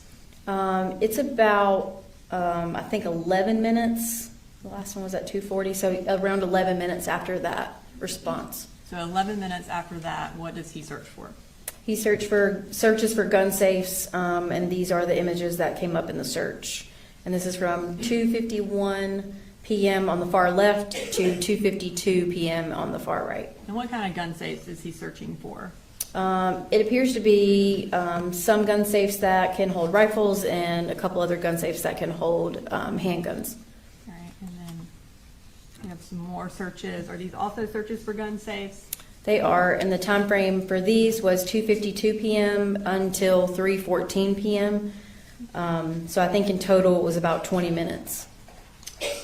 In the defendant's financial records, are there any corresponding purchases for gun safes? No. Were there any gun-related purchases for accessories? Yes. Okay. What's the next thing that happens on August 16th? There is a phone call.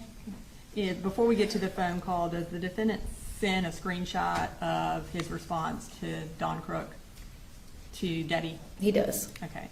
And what time does he send that screenshot of what Don Crook said to him? This is at 3:46 p.m. He sends the screenshot of Don Crook's response to Debbie Polhamus. Okay.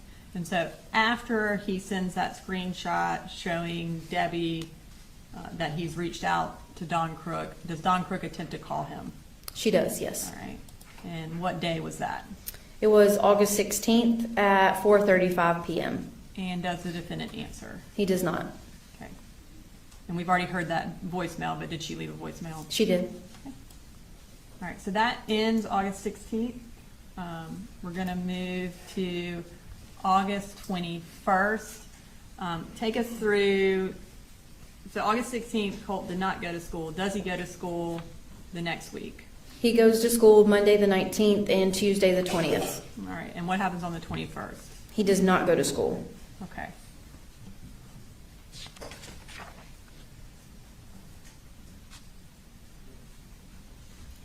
And what's the first thing that we have that happens on August 21st?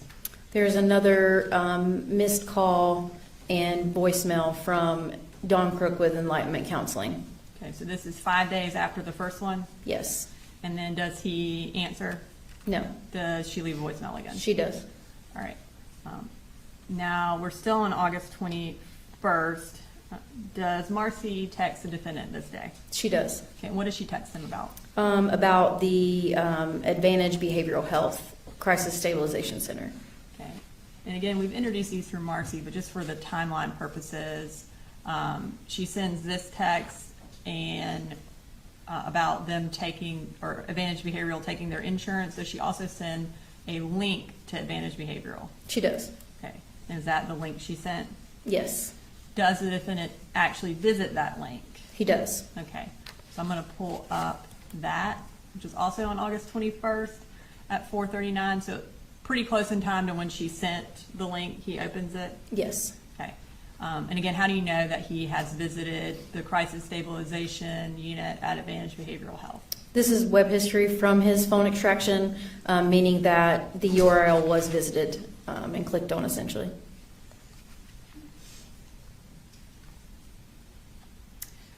Does the defendant ever respond to Marcy's text about the facility?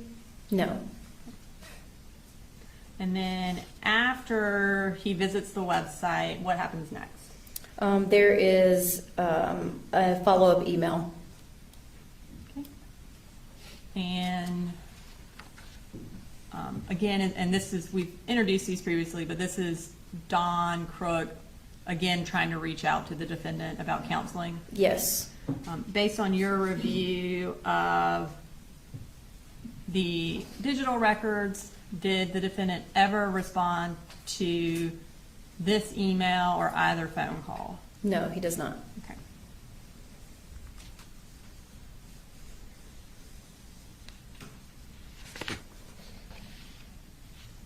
Okay, so now we're at August 25th, which is a Sunday, and it's the Sunday before the shooting.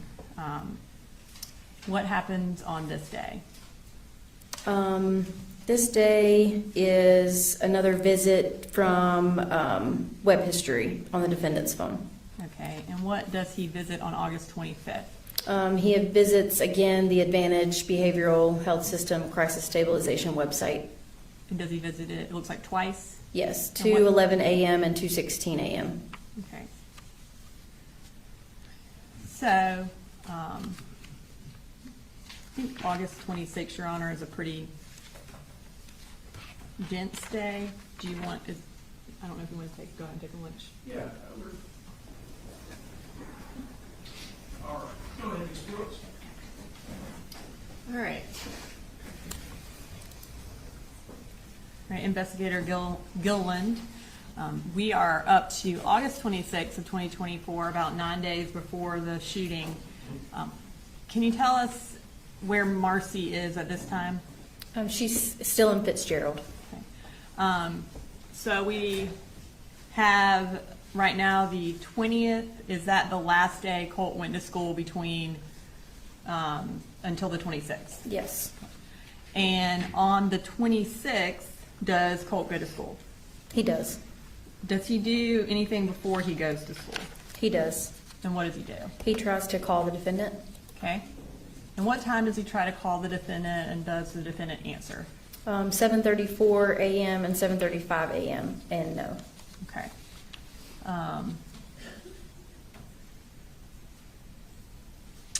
And where is the defendant when Colt is trying to call him? His location data from his cell phone device shows him at 896 Harrison Mill Road. Okay, so is that his house? It is.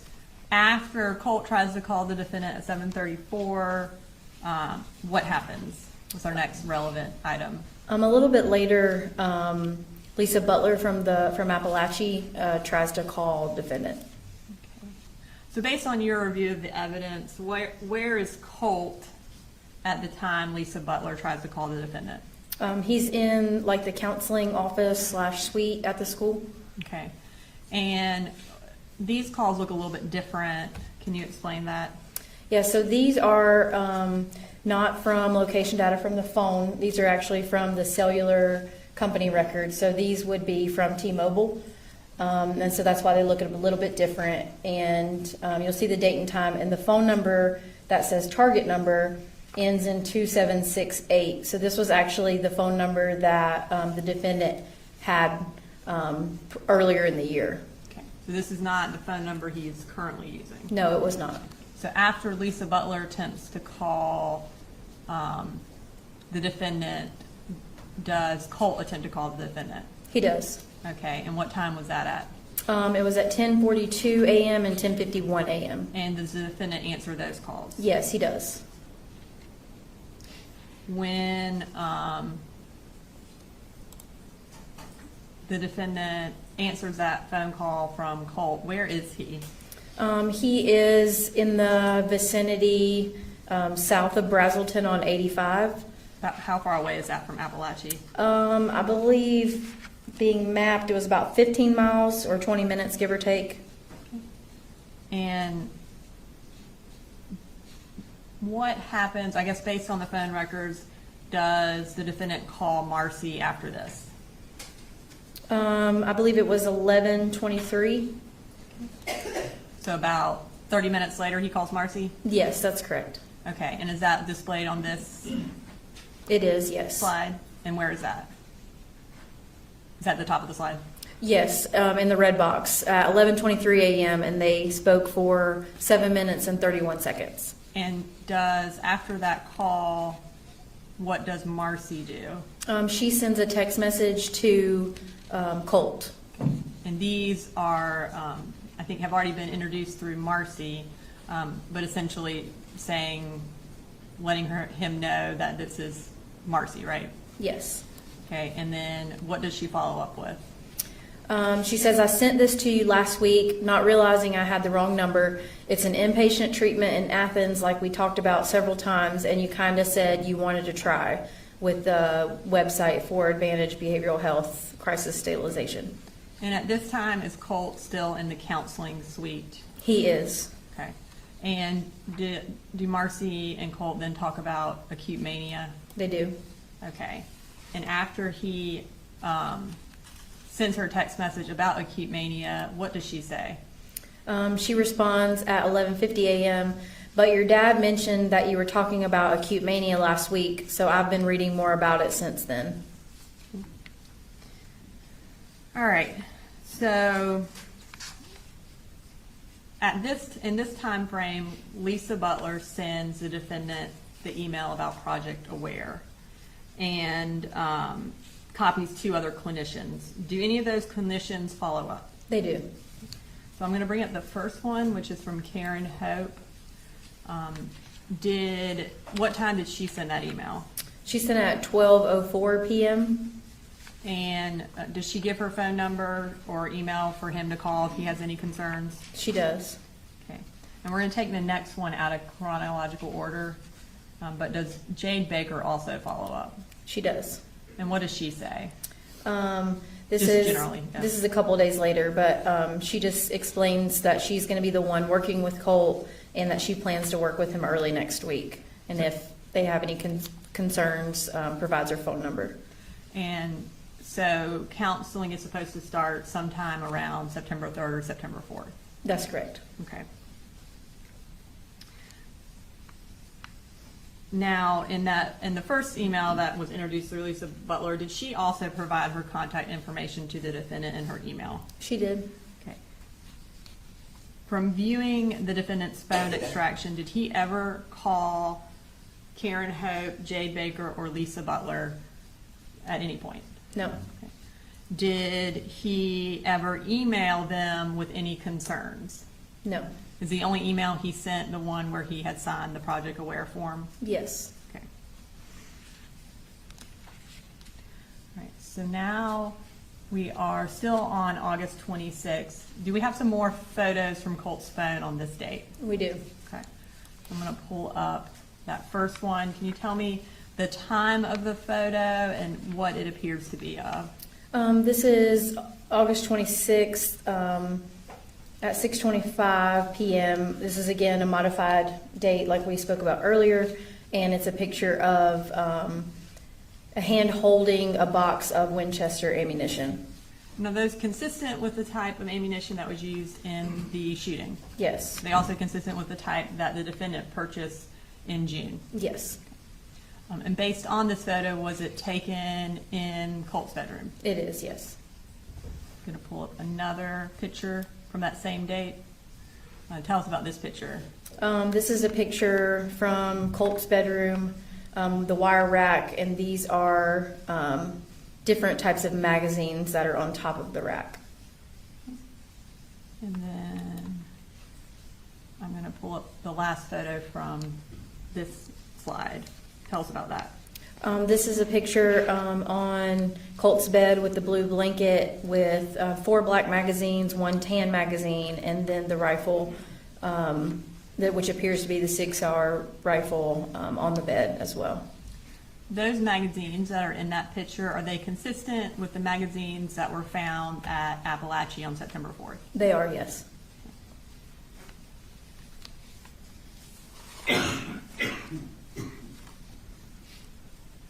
Now, we've talked about the defendant's work schedule. Would there be days where he would be at home when Colt was at school? Yes, And was this one of those days where he was at home when Colt was at school? yes. Okay.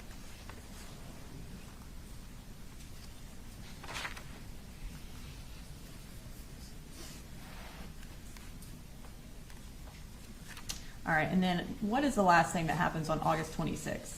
There's another Amazon purchase. And what did the defendant purchase that day? On August 26th, it's a unisex half mask for $5.79. And is that a picture of Colt wearing that half mask? It is, yes. Okay, and in the photos over there that were found on Colt's wall on September 4th, is Nicholas Cruz wearing a half mask in one of those photos? I believe he is, yes. Okay. Moving to August 27th. So now we're 8 days from the shooting. What happens on this day? This is a day where Colt does not go to school. And then this is when Deborah Polhamus calls Advantage. Okay, and we have introduced those records already in through Luke Pyatt and Vicki Lee. Are these the records that came from Advantage? They are, yes. And what time did Debbie call? She called at 2:02 p.m. And how do we know this is Debbie's phone number? We were also able to get cellular records from the company, and it comes with subscriber records, so it shows who the number is subscribed to, which was Deborah Polhamus. And y'all, the investigation did not include getting Debbie's phone, is that correct? That's correct. Her phone was not extracted. We did not have a phone extraction for her, no.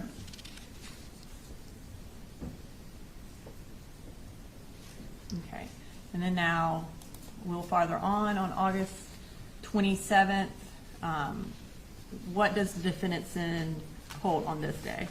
This is at 4:24 p.m. He says, been trying to get in touch with y'all. Give me a call when you get this. Want to make sure everybody's okay and see how it's going for you today and make sure you're happy. I love you. Call me. Okay, so is the defendant at work on August 27th? He is. And are Coley and Jenny, are they at school on August 27th? They are.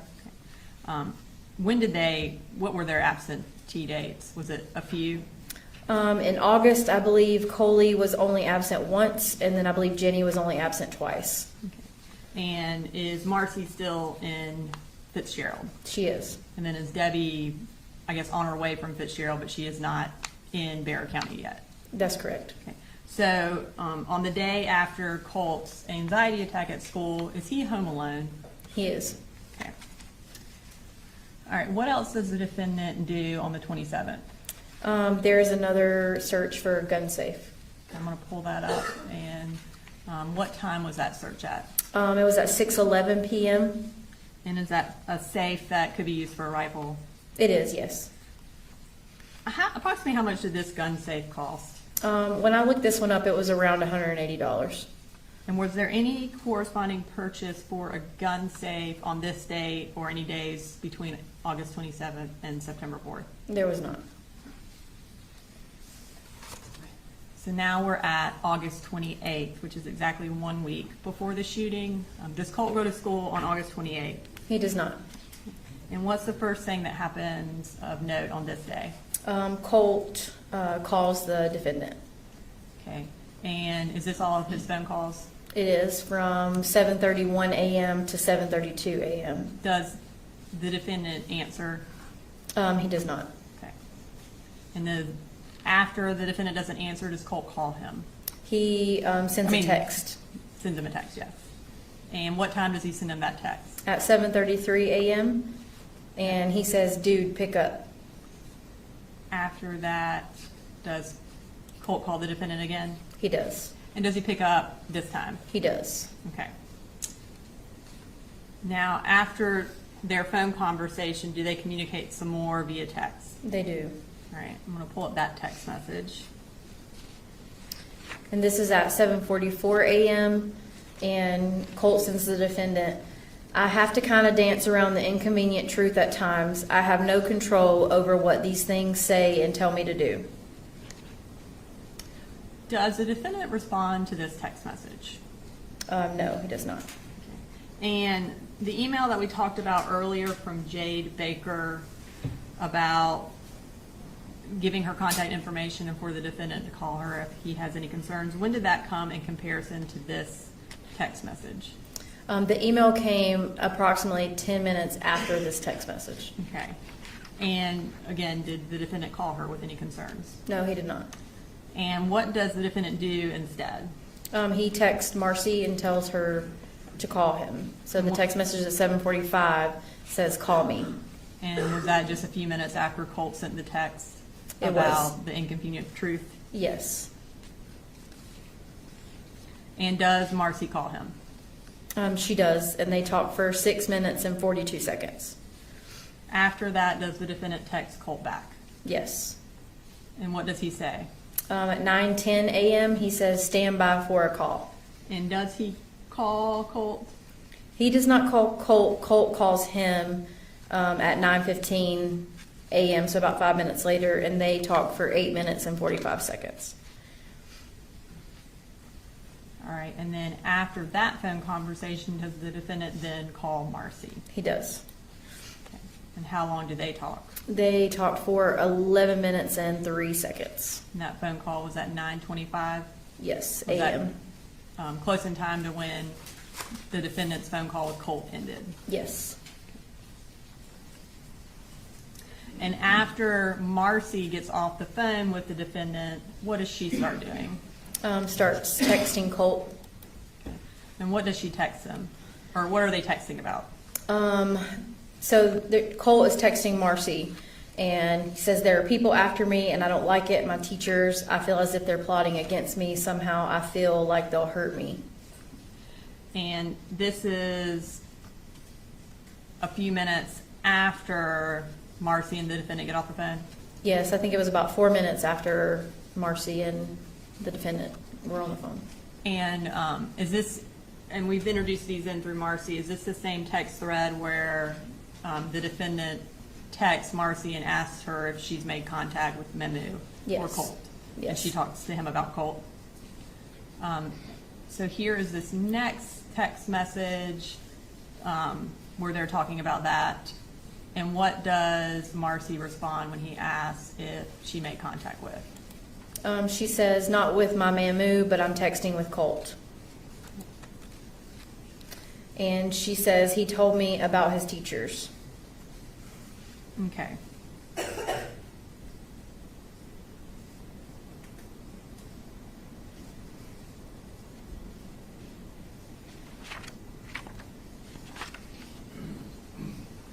All right, so we're still on August 28th. What is the next thing that we have? The next thing is another photo of from Colt's phone extraction. Okay, we're going to pull that photo up and tell us what this is. This is was found on Colt's phone, and the metadata shows that it has a capture time, so of August 28th at 1:10 p.m.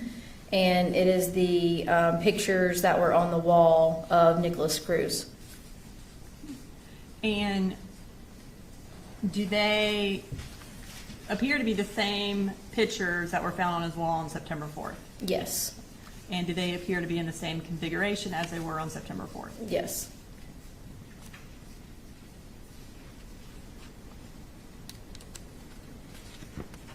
All right, so we've got one more picture from Colt's phone. I'm going to bring that up. Tell us about this picture. This picture is from Colt's phone, and is a picture of Colt with the half mask on and holding what appears to be the 6-hour rifle in his hand. And this picture would have been taken within a day because we saw the records where he had ordered the half mask. So this would have had to have been taken on August 27th or August 28th? That's correct. Okay.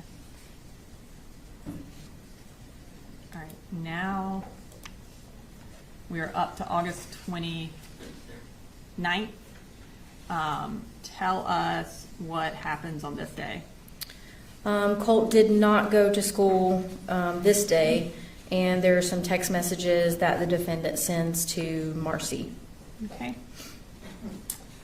All right, so we're going to first start with the text that the defendant sent to Marcy. And what does he say?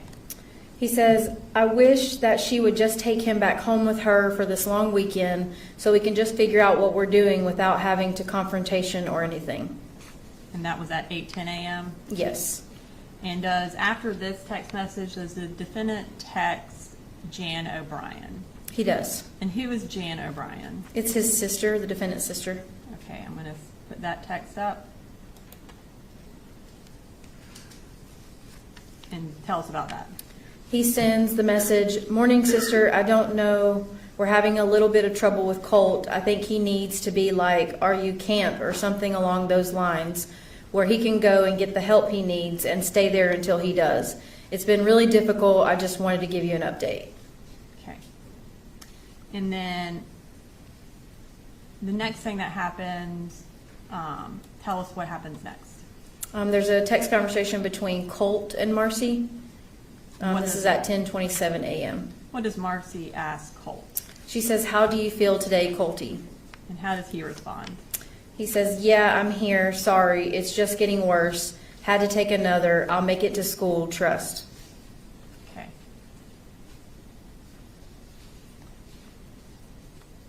And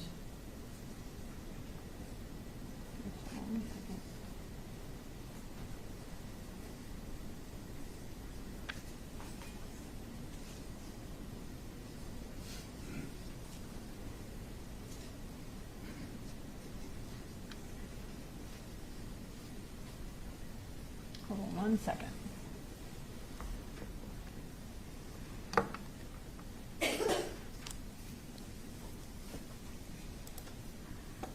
Okay, and so after he essentially says things are getting worse, what does Marcy do next? She starts searching things on the internet. And in the time frame between when that text was and when she started searching, what was that time frame? It was about 10 minutes. Okay. And what does she start searching for? The first search is 259, which is school shooter Nick. Okay. And then we're going to bring up that next search. And what time was that at? At 3:00 p.m. And the search is school shooter parents charged with manslaughter. Okay. And then our third search. It's a web history. So she visited the URL at 3:00. What James Crumbly's manslaughter conviction means for parents. And just briefly for context, who is James Crumbly? He is the father of Ethan Crumbly, who was a 15-year-old that shot and killed students in Oxford, Michigan. And was James Crumbly, the father, arrested related to that case? He was. Okay. So at 3:00, she visits that particular article. Is that correct? That's correct, yes. Okay. So after she visits that article, what does she do next? At 3:05, there is a search. Why were Ethan Crumbly parents charged? Okay. And then we're going to bring up another search or another article that she read. Tell us about that. Yeah, this is the web history at 3:05. What led to James and Jennifer Crumbly's guilty verdict? And is Jennifer Crumbly Ethan's mother? She is, yes. And was she also arrested in connection with that case? She was. And then we're going to bring up the next search. And what is that? At 3:09 p.m., she searched Safe Storage Gun Laws, Georgia.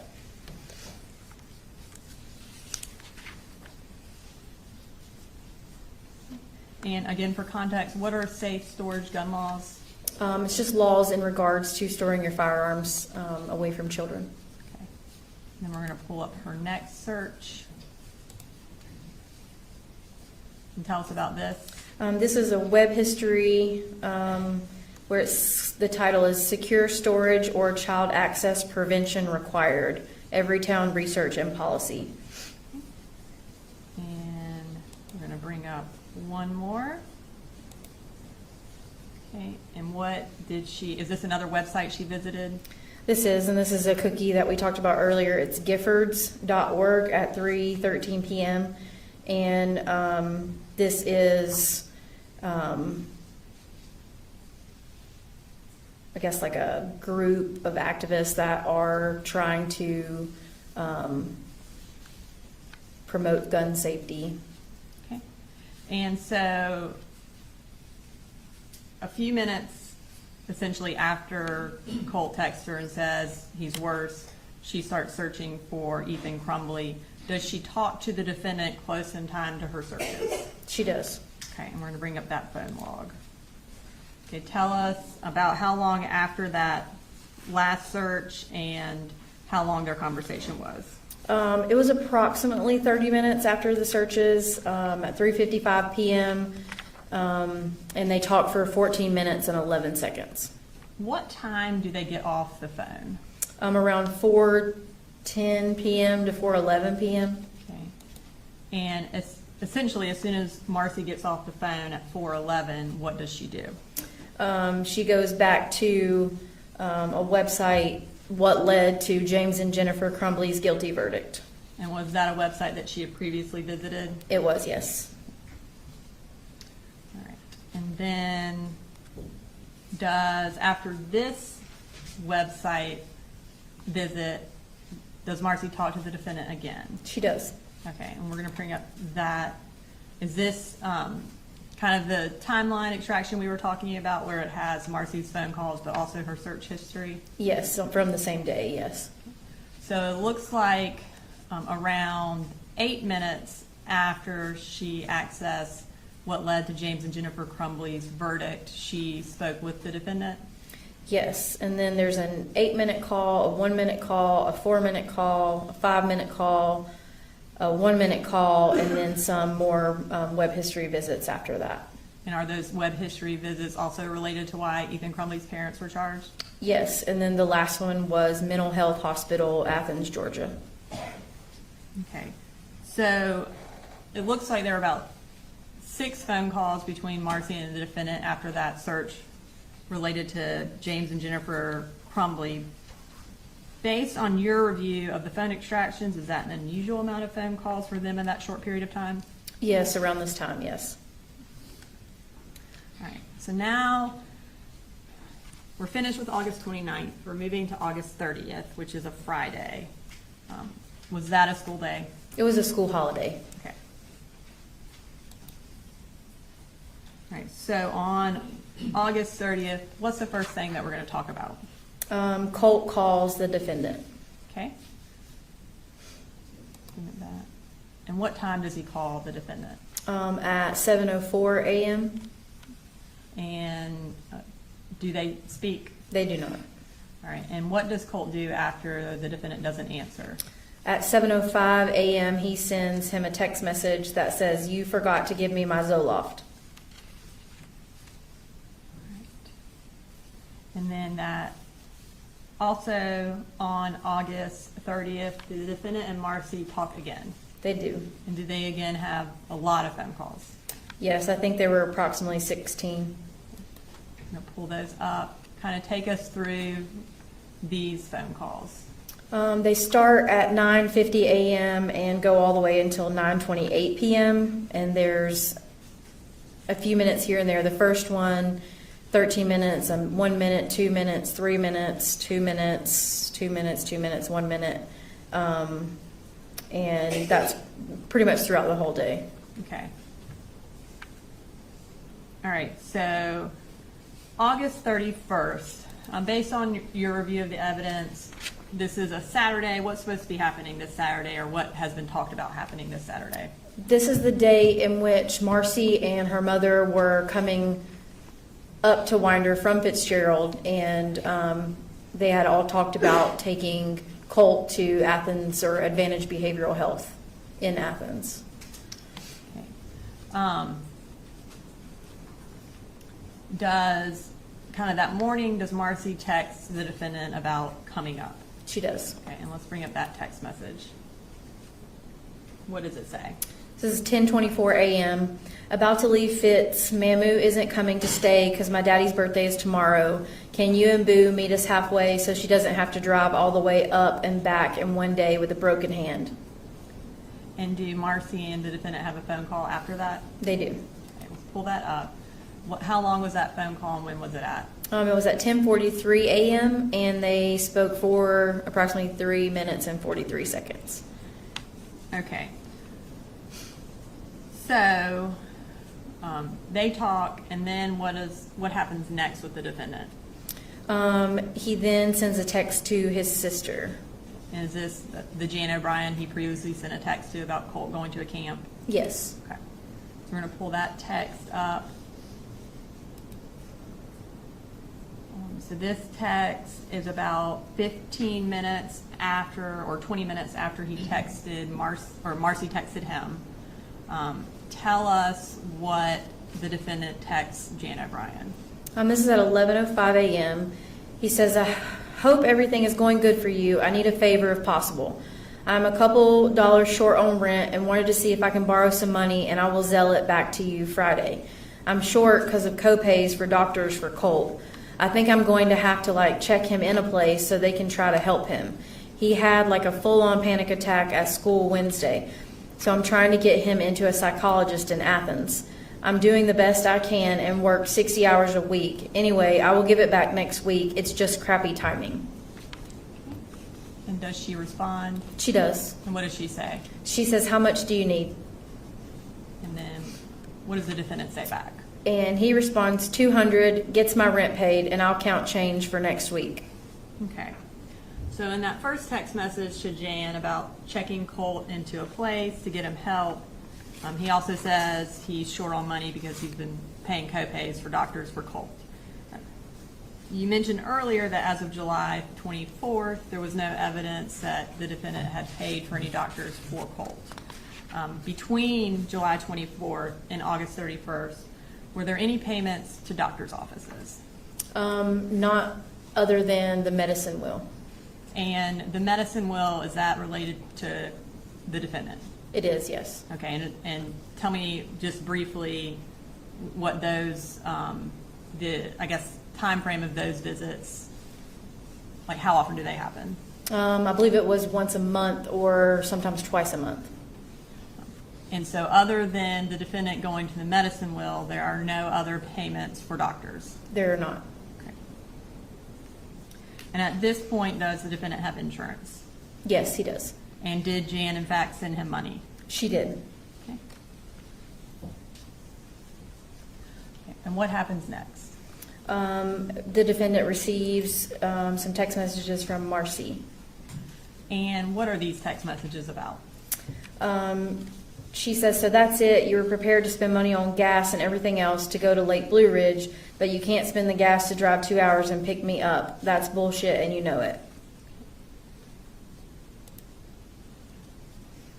At 2:01 p.m., I can't believe how selfish you're being. Me and Boo have literally been counting down the days for 2 effing weeks till I could come visit. I would never have done this to you.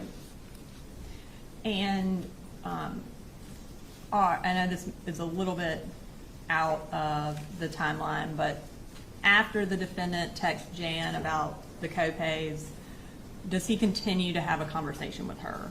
They do, yes. And what is it about? There was a Georgia Bulldogs game that day, so they were just talking back and forth about the game. And so this first text message is at 12:48 about the game being a defensive battle. Does Jan respond to that? She does. Okay. Agrees it's a defensive battle, and then the defendant responds. What does he say? OMG, Jano, our QB is going to win the Heisman Trophy. Just still talking about the game. And do they kind of continuously talk about the game until the game is over? They do. Okay. So we're still on August 31st, the day they're supposed to go to Advantage Behavioral. Does the defendant take Colt to Athens that day? He does. Okay. And does he take him to the crisis stabilization place in Advantage? No, he does not. Okay. Where does he go in Athens first? They first stop at Sonic at 4:09 p.m. Okay. And how did you know that? By the location data associated with his cell phone records, his being the defendant's. Okay. And then after they leave Sonic, where do they go? They go to a Wells Fargo ATM. Okay, I'm going to pull up that Wells Fargo ATM. And where is that Wells Fargo? It's off of Mitchell Bridge Road in Athens. And what does he do when he gets to the ATM? He withdraws approximately $400. And approximately how much money did Jan send him? She sent $444. Okay. So he gets to the ATM at 4:18, withdraws $400. You said it's off Mitchell Bridge Road. Is Advantage Behavioral also off Mitchell Bridge Road? It is. Okay. Approximately how far from Wells Fargo that the defendant was at 4:18 is Advantage? It's approximately 2.17 miles. Okay. So does he then go to Advantage? No. Where does he go? He goes to the Guitar Center. Okay. And where's the Guitar Center? I believe it is off the Oconee connector, still in Athens. Okay. And what time does he go there? At 4:51 p.m. And do we know if anything is purchased at the Guitar Center? Yes. And what is that? It's a Fender hat, or like a toboggan style hat with the word Fender on it. Okay, and I'm going to bring up that. What is that a picture of? This is a picture of Colt from the defendant's phone with a Fender hat on. And I'm going to pull up another photo. Where is that from? This photograph was on Colt's phone of the hat in his lap with the tag on it. And that was from after they left Guitar Center? That's correct, yes. Okay. And based on your review of the evidence, was this hat found at Apalachee on the day of the shooting? It was. Okay. And is that consistent with that hat? It is, yes.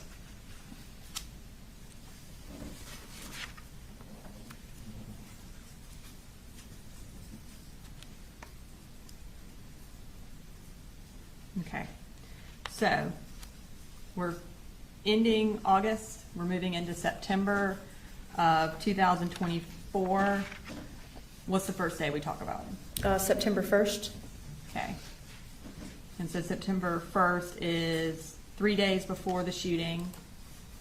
Is September 1st, what day of the week is that? It's a Sunday. Okay. And what happens on that date? Marcy sends the defendant a text message. All right. And what does she say? She says, "Why are you doing this?" All right. So during this, between August 31st and now when she sent the text to him about not picking her up, has there been any other communication? Has the defendant texted her or called her or anything? No. Now we're at September 2nd. Was that a school day? It was a school holiday. Okay. Now, what's the first thing that we're going to talk about on September 2nd? Another photo on Colt's cell phone extraction. Okay. And when was this photo taken? This was taken September 2nd at 4:58 p.m. Okay.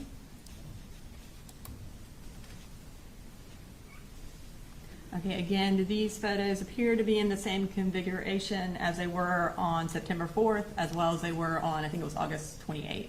That's correct. Okay. And at the time this photo was taken, do you have any location data for the defendant? I did. And where was he? His location data from his cell phone extraction was at the residence at the house at 896 Harrison Mill. Okay. Does Colt take another photo of the school shooter shrine on September 2nd? He does. I'm going to pull that up. Can you tell us what the capture time of that photo is? This one is September 2nd at 8:45 p.m. So again, we're 2 days before the shooting. And so this photo, does it appear to be in the same configuration as the one earlier and then September 4th? It is. Tell me why it looks switched. With any of the cameras now, there's selfie mode and your regular camera mode. So this one is in selfie mode, so it means it's a mirrored image, so that's why it looks flipped in the picture versus from the back side of your phone, which is just a front-facing camera. And do we have any information about the defendant's location at the time this photo was taken? Approximately, yes. Okay. And what information do we have? The picture that we just saw was taken at 8:45 p.m. and this location data from his cell phone extraction was 8:43 p.m. at the residence of 896 Harrison Mill Road. And just to kind of briefly talk a little bit about location data, you don't have a time for every second someone is somewhere, is that correct?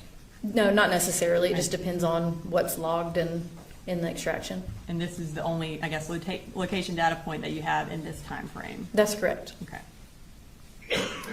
All right. Now, have you been out to the defendant's former residence? I have. Okay. And I'm going to bring up the crime scene sketch that was introduced through Heather Lashley. Okay. And this is State Exhibit 144 for the record. Using the sketch, can you explain the purpose of going out to the defendant's former residence off Harrison Mill Road?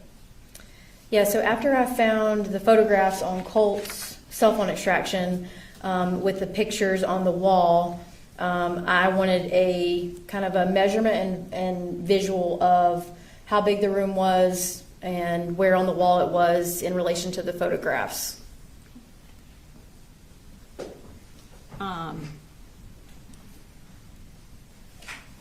And I'm going to get, can you just kind of show on the sketch where you took measurements of? Okay, so this would be Colt's room, and so I took measurements. The shrine was located on this wall, and so I took measurements from just the wall itself. There's a window right here, and then I took measurements from here to the door frame, and then also the door frame to the bathroom door frame, which is across the hallway, and as well as just the size of the room itself. Okay. And generally, I guess when you were at the house, when you were standing in the doorway for what was Colt's bedroom, could you see across to the wall where the school shooter photos were? Yes, I could. Okay. As soon as you opened the door, is it visible? Yes. Okay. And can you see that wall also from the bathroom door? You can, yes. Okay. Now you said you took measurements of the size of the room. How big was the room? It was approximately 93 inches by 114 inches, And then, which is relatively small. as far as the distance from the wall to Colt's door, what was that? It was approximately 12 feet and 2 inches. Okay. And have you taken an opportunity to measure where 12 feet 2 inches is in this courtroom? I did, yes. Okay. And can you, using the board, show us where the wall would have been in relation to the bedroom door? Sure.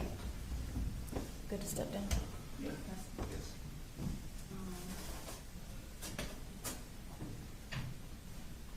So I marked 12 feet 2 inches. So this would be from the box right there all the way to here is 12 feet 2 inches. So that would be from the bedroom door frame to the bedroom wall to the door frame. So if you're standing here, this is what you would see when you walked into Colt's room. Yes, that's correct. Okay. What's the distance to the wall, from the wall to the bathroom door? So then it was an additional 39 inches. So it would be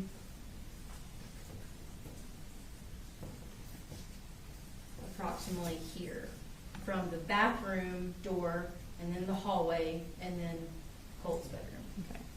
Okay. So if you were here, then this would be the bathroom door. That's correct. Thank you. You just put it back. Yeah, you can just put it back.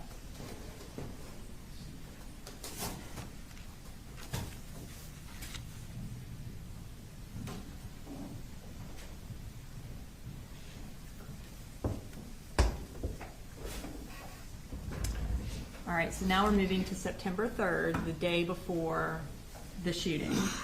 Was this a school day? It was. And did Colt go to school this day? He did not. What's the first, oops, and actually, I missed one thing. We've got another photo on September 2nd that I need to bring up. Tell us about these photos. These are from Colt's phone extraction from the 2nd of September, 9/12. These are modified and were sent in a messaging app. Excuse me. Like the photographs before, we can say that this is anywhere from July 25th until September 2nd. And that's because July 25th is when he dyed his hair? That's correct. Okay. And are these, do they appear to be in Colt's bedroom? They are, yes. All right, so now we're moving to September 3rd. Colt did not go to school this day. What's the first thing that happens on this day? There's some text messages between the defendant and Deborah Polhamus. Okay, let's bring up September 3rd. What happens on this day? Deborah Polhamus sends a message to him that says, "Let me know when to pay. Marcy wants to know why she has not heard from you guys, if there is a specific reason." Okay, and did she Zelle the defendant money? She did. Approximately how much? It was $100. Between Saturday morning of August 31st and this text with Debbie, did the defendant communicate with Marcy at all? No, he did not. Does the defendant text Marcy after this exchange? Yes, he does. Okay, and we have one more text with Debbie where she says, "Did Colt go to school? Gonna Zelle now." And then the defendant sends Marcy a text. Can you tell us about that text? He actually sends this text to Deborah Polhamus, and it says, "Shoot, he told me he was. I texted him twice during the day, and when he didn't answer, I knew he didn't. But I didn't get upset with him. I told him I need him to go because it's part of getting the resources involved." All right, and what was the next text? This is also again to Deborah Polhamus. "He was great all weekend. No fights or arguing or nothing. I think he just has to break the ice and go back. Then he will be good." All right, and now we are up to his text message to Marcy. And this one's to Marcy at 7:31 p.m. "Hey, sorry, just trying to keep everyone and everything together and calm. It's not the easiest thing, but I want you to talk to Boo regardless, okay?" And does Marcy respond? She responds, she says, "I've been talking to all three of the kids every day. You were the only one ignoring me." And he responds, "Okay, good." So this last text is at 8:25 p.m. What does the defendant do next? He then searches for another gun safe at 10:49 p.m. And is this gun safe approximately the same amount of money as the other ones? It is, yes. Between the money that the defendant is being given by Jan and Debbie, as well as his paycheck and his truck allowance, did he make about $9,000 in the month of August? Yes, approximately. Okay. Now we're going to move to the day of the shooting, September 4th. How is this part of the presentation laid out? This is more kind of minute and hour chronologically. All right, so we're going to start with when the defendant leaves home. When does he leave home? So he's still at home at 6:47 a.m. and then you see his device start to move at 6:53 a.m. Okay. And based on your records or your review of the digital evidence, does he go to work? He does, yes. Okay. Does Colt take the bus to school that day? He does, yes. And approximately what time does he get on the bus? At 7:46 a.m. And is this from the surveillance videos? It is, yes. Okay. All right. What time does Colt get to school? He arrives at school at 7:59 a.m., which is the photograph on the left. And then he enters first period at 8:01, which is the photograph on the right. Now, Jenny gets to school after after Colt, correct? That's correct. Okay. What happens next? Jenny calls the defendant at 8:29 a.m., and it's about a minute and 45-second call. And is that around the time she gets to school? Yes. Then what happens? And then Colt sends the defendant a text at 8:30 a.m. that says, "I will text you in about an hour. It's important, so please answer when I do." And then the defendant responds at 8:32, "Okay, what are you going to be texting me about? Is everything okay?" And Colt responds, "Yep." And then at 8:34 a.m., the defendant responds, "Okay, I really hope you have a great day, Bubba." All right, so Colt is in first period when he's texting the defendant these texts. Yes. I mean, at this point, has he texted Marcy at all? No. Now, what time does Colt go to second period? At around 9:40 a.m., And what happens while Colt is in second period? he sends another text message to the defendant. And what time is that text message? It's at 9:42 a.m. that says, "I'm sorry." And then, what does he say? "It's not your fault." And then the defendant responds, "What's wrong, Bubba? You didn't do anything?" Did Colt respond to either of these two text messages? No, he did not. And what is that last one? He says, "Hey, what's wrong?" Okay. So this is about approximately 40 minutes before the shooting starts. Is the defendant reading these texts as he's getting them? Yes. So at 9:43, he sends the last text. And what's the next thing he does? He tries to call Marcy and then calls Deborah Polhamus. Okay. At any point between getting the text, "I'm sorry," and calling Marcy or Deborah, does he try to call the school? He does not. Does he try to call 911? He does not.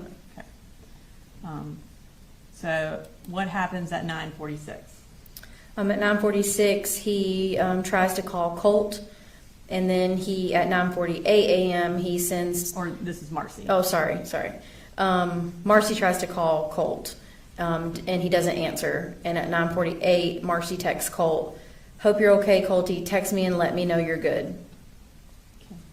And does Marcy then kind of follow up with the defendant about her trying to text Colt? Yes. And what does she say?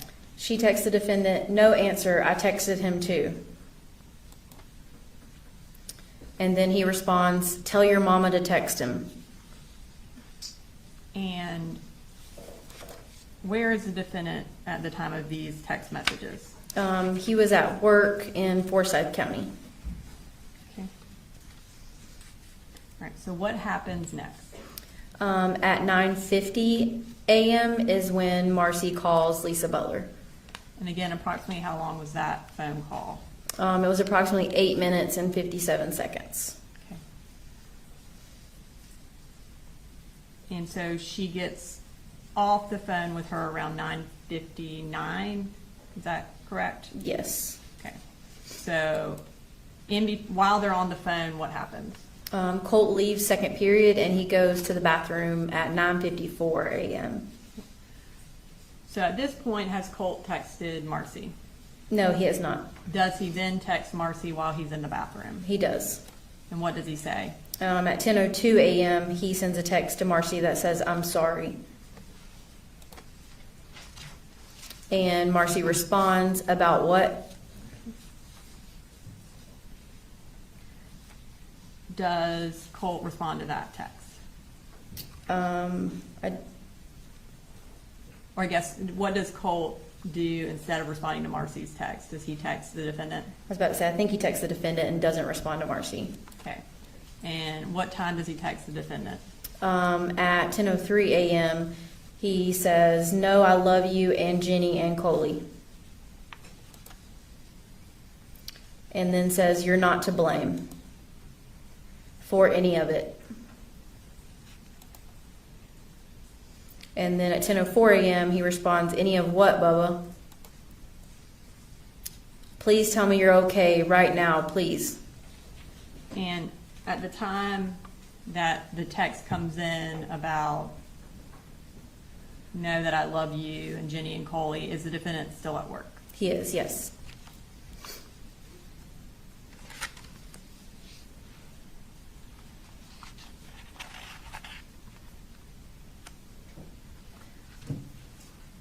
Okay. And then does the defendant try to call Colt? He does. And does Colt answer? He does not.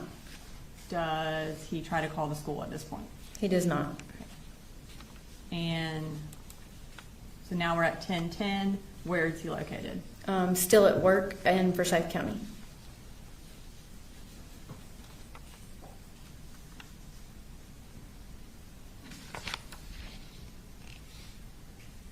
Okay. Now we're going to move to 10:17.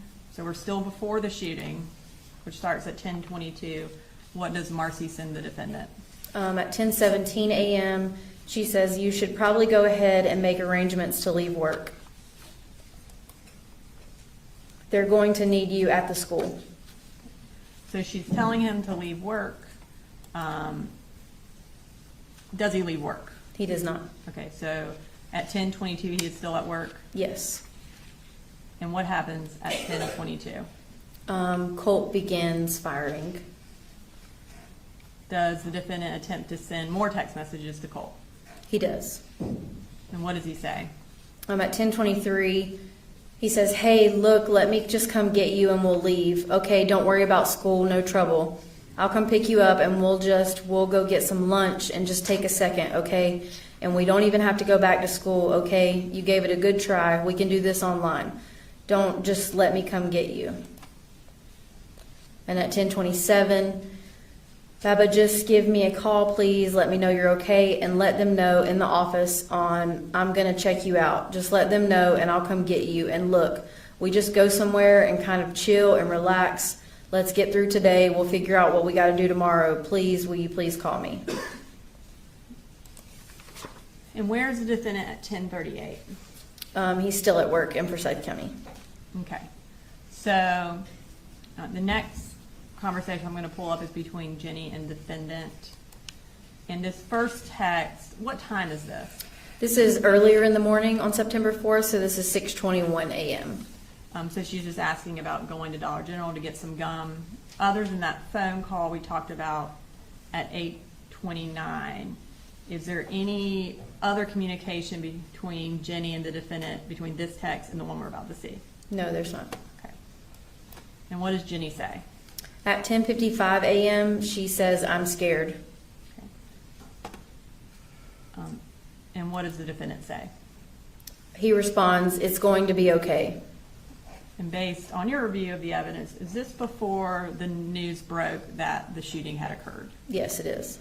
Does there appear to be any discussion, or I guess based on your review of the evidence, was there any discussion between Jenny and the defendant about the shooting? No, there was not. Okay. And does he ask any questions about what she means? He does not. All right, so we're going to move to 10:55 right after Jenny sends this text message to the defendant and he responds. And what happens? The defendant sends Marcy a text that says, "Anything?" And Marcy responds, "No, and now nobody is answering the phone at the front desk at the high school or at Heyman Morris Middle School." And what time was that? At 10:56 a.m. Okay, and based on your review of the records, is she attempting to call the schools? Yes, between the last call and now, I believe it was, she searched Apalachee and called the school 5 times and also searched and called Heyman Morris several times. Okay. And does the defendant ever call either school? He does not. Okay. And in response to her saying no one's answering, what does the defendant say? He sends a text to Marcy. They are apparently firing people today. Like, I need that. What time was that At 10:57 a.m. at? And then what happens? Marcy sends at 10:58. How far away are you from the school? You need to go there now. And is the defendant still at work? He is still at work. Does he leave when she sends this text? He does not. Okay. And what does he respond when she says, hey, you need to leave and go to school right now? He says super and a PM, asked if that was it, and was told he didn't know. And Marcy responds, why did they fire them? And he responds, not sure on PM. And then she responds, Mama has a doctor's appointment tomorrow, and then we're both coming up there. And what does the defendant say? He responds, okay, he was kind of ahead. And Marcy asks, ahead? And he says, OMG, sorry, he was a dickhead. Okay. And what time did the defendant send that text message? At 11:01 a.m. And does Jenny send him at the same time he's talking about that, does Jenny send him a text message? She does. And what does she say? She says 3 people are dead at the high school. Okay, and that text was at 11:01. Yes. And what does he say? 11:02, he says, how do you know? How do you know? And she says, people are saying, and was an email. Please, I'm scared. And then 11:06, he sends, did you talk to Colt today? Okay. And right before he asks if she talked to Colt today, what does he search? At 11:05 a.m., he searches school shooting today at Apalachee High School. Okay. And at 11:05, after Jenny has said 3 people are dead, and he's searching shooting at Apalachee High School, where is he? He's at work. Okay. What does he do while at work? He then calls George Clackham. Okay. And what time does he call George Clackham? At 11:09 a.m. All right. And so did Jenny and the defendant continue their conversation? They did. Okay. So at 11:11, what does Jenny say? She says, are you coming to the school? And he responds, yes. And she responds, thank you. And then at 11:13, she says, they may not let us out of our lockdown thing when you arrive, but still stay. And 11:15, he says, well, I'm on the way. Have you heard from Colt? And when does he finally leave the Forsyth County Fire Station? At 11:18 a.m. Okay. And while he is in the car, does Marcy send him a text message? She does. And what does she say? At 11:34, she says, it's already on the news. So the defendant leaves work at 11:18. Does he go straight to Heyman Morris to pick up Jenny? No. Okay, where does he go? He goes to Quick Trip. Quick Trip? What Quick Trip?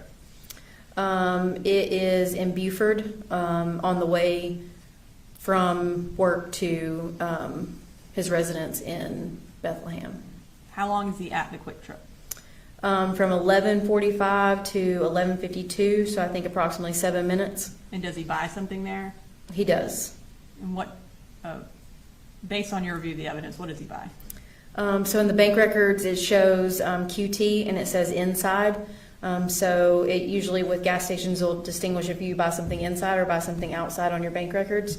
So this was inside for $1.79.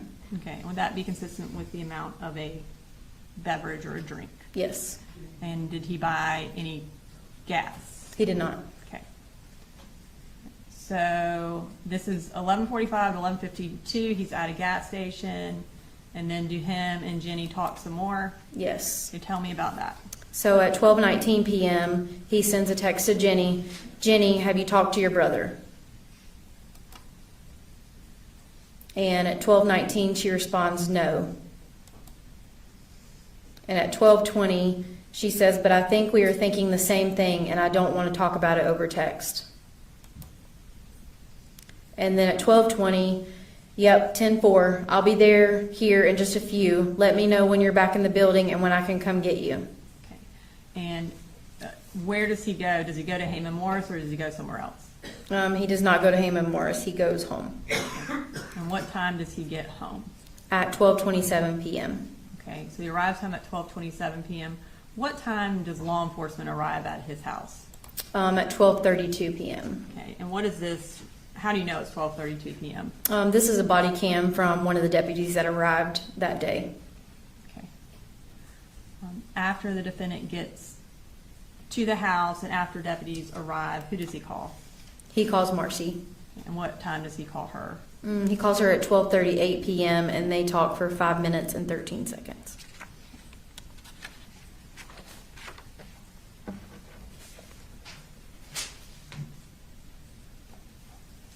I don't have any further questions right now. Cross, Mr. Hodge. Yes, Judge.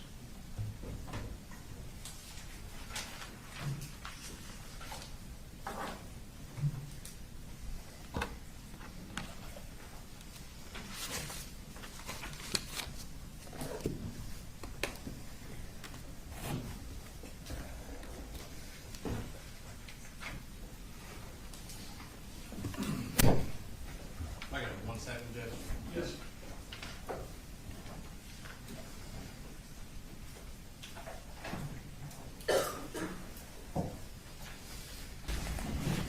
Cross. Yes, sir. Good afternoon, Investigator Gilleland. Good afternoon. I'm going to ask you some questions, and I know there is a ton of documents and evidence you've gone over in this case. I'm specifically going to ask you about some text messages, and I also realize there are probably thousands of pages of text messages. And Yes, sir.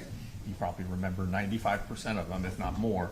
But if I ask you about a text message that you don't remember, please let me know, and I'd be happy to show you a copy of it to see if that helps refresh your memory. Okay. All right. Make sure there's no fight breaking out in the jury box. Okay. I am not going to start at the beginning of your presentation. I'm going to kind of fast forward a little bit up to the July months, and it looks like the way you put things together in the PowerPoint presentation, if anything relevant happened on a particular day to your case, then it was included in the PowerPoint. Would that be fair to say? That's correct. Okay. And so if, for example, one day, July 9th of 2024, I believe it notated there was an email from Colin to Debbie asking what was the name of the lady you spoke to regarding Colt. I'm worried about his first day. And then we skipped ahead to July 20th. Yes, sir. So that means that as far as relevance to the case and the charges, nothing happened on July 10th that you felt was relevant to the case. That's fair to say. Is that fair to say? Yes, sir. Okay. So jumping ahead, there was, well, for context, I believe you said that Marcy Gray moved back into the home in Winder, either temporarily in July of 2024, perhaps around the 6th. Yes, Is that right? that's correct. Okay.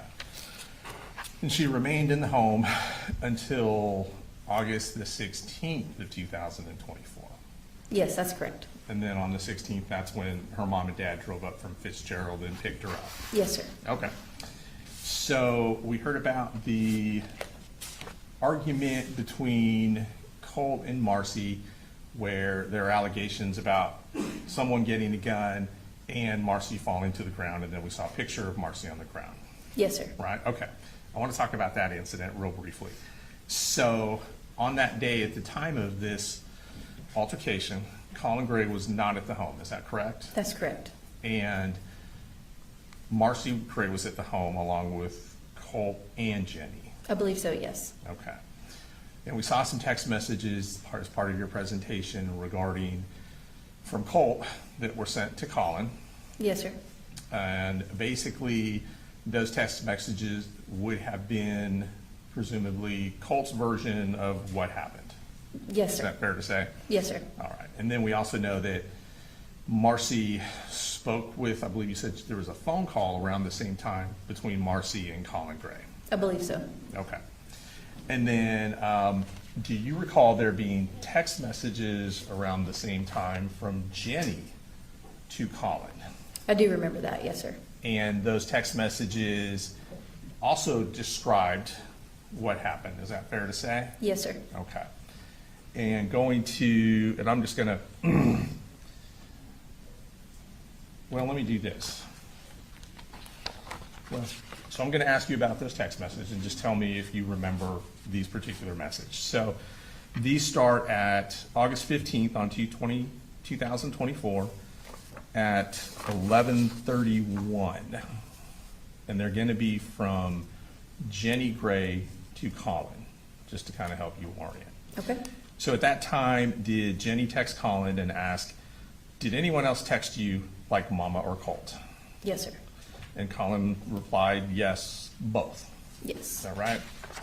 And Jenny asked, what did they say? Is that correct? Yes. Colin responded, 2 stories. Yes. So to me, that means that based on that answer, 2 different versions have been put forth as to what happened. Yes, sir. Okay. So then Jenny texted, I don't want them to get mad at me if I tell the truth. Is that correct? That's correct. To which Colin said, why? I'm asking you about what really happened. I won't say that to them, but something has to change. To which Jenny responds, all right, so basically we were all in the kitchen and they were getting agitated with each other. Mama said if they wanted to fight, they can fight. So Colt went back into his room. Mama followed him down the hallway and kept instigating, and she went into Colt's room. When she was on there, she tried to grab his gun and was apparently all in his face. Parentheses, I was still in the kitchen, so I just heard it all, parentheses. Then Colt pushed her out of his room and she fell onto the floor. I came out of the kitchen and stood over her and asked her if she was okay, but she didn't answer me. To which Colin responded, got it. Jenny then responded, it was kind of scary. I just hope that it doesn't happen again. Is that fairly and accurately portray that conversation between Jenny and Colin on that day? Yes, sir. Okay, thank you. Now, is that text back and forth in evidence anywhere? Is it part of? No, it is not. No, it's not part of the extraction, books. But not actually in evidence? Right, it's part of the extraction. Okay. Now, going back to the 15th, this being the last day that Marcy was there, and, well, I guess she would have been there all day on the 15th, and then she was picked up by, according to this, and obviously on the 15th, Colt wasn't in school, That's correct. and Jenny wouldn't have been in school either, Correct. and that would have been a school day. Yes, sir. Okay. And apparently, if memory serves, the first day of school actually would have been the day before. That's correct. His first day of school was the 14th. Thank you for correcting. Colt's day, first day of school. Yes. Okay.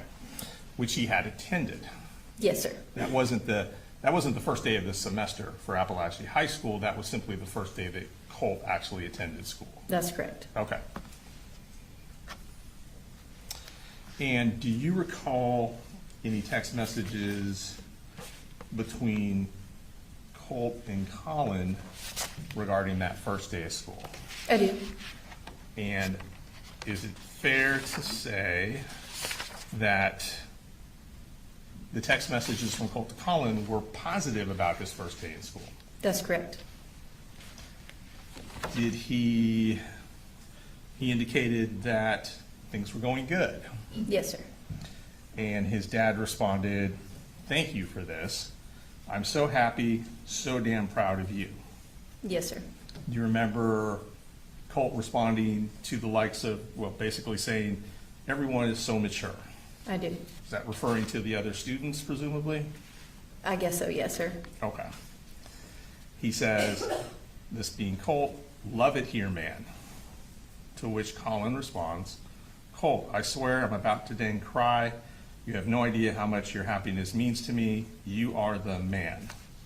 Colt responds with GED, here I come. This is exactly my type of school environment, maturity. Colin then responds, heck yeah.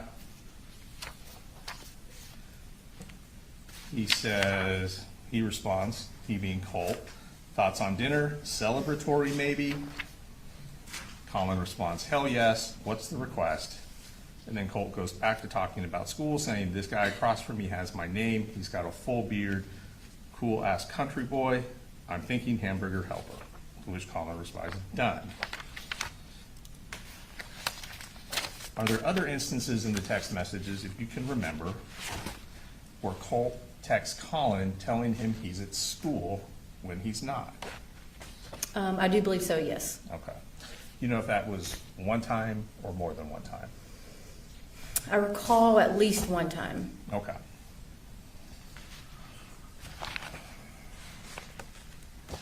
Now, and I'm going to finish up on the text messages so we don't have to worry about those, but there were some text messages, and you probably do recall these, between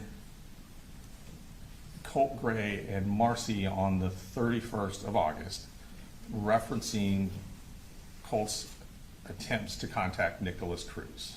Yes, sir. Do you recall those? I do. Okay. And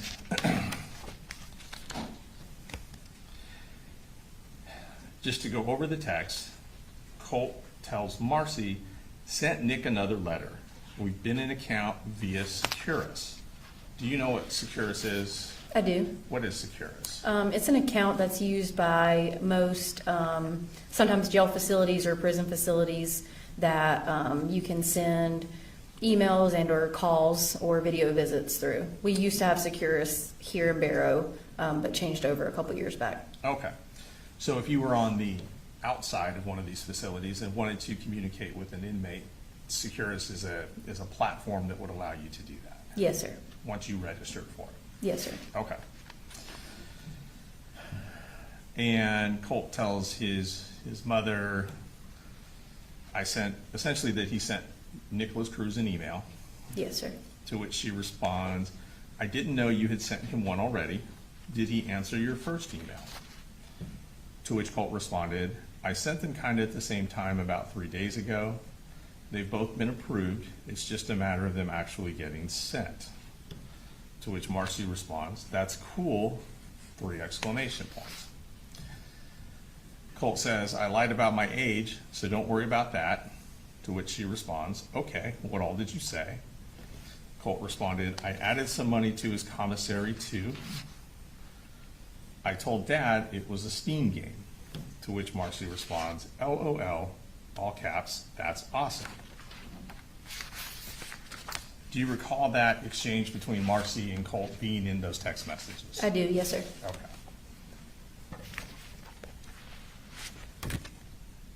So I was right, you do remember all these text messages. All right, so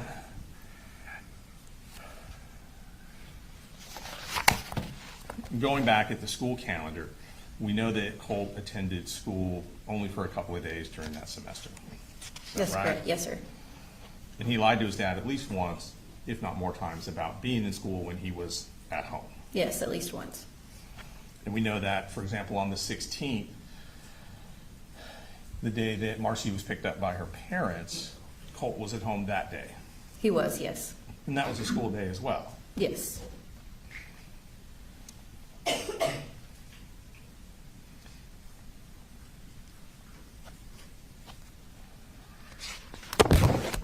Do you recall, and I lied, I am going to ask you about one more text message.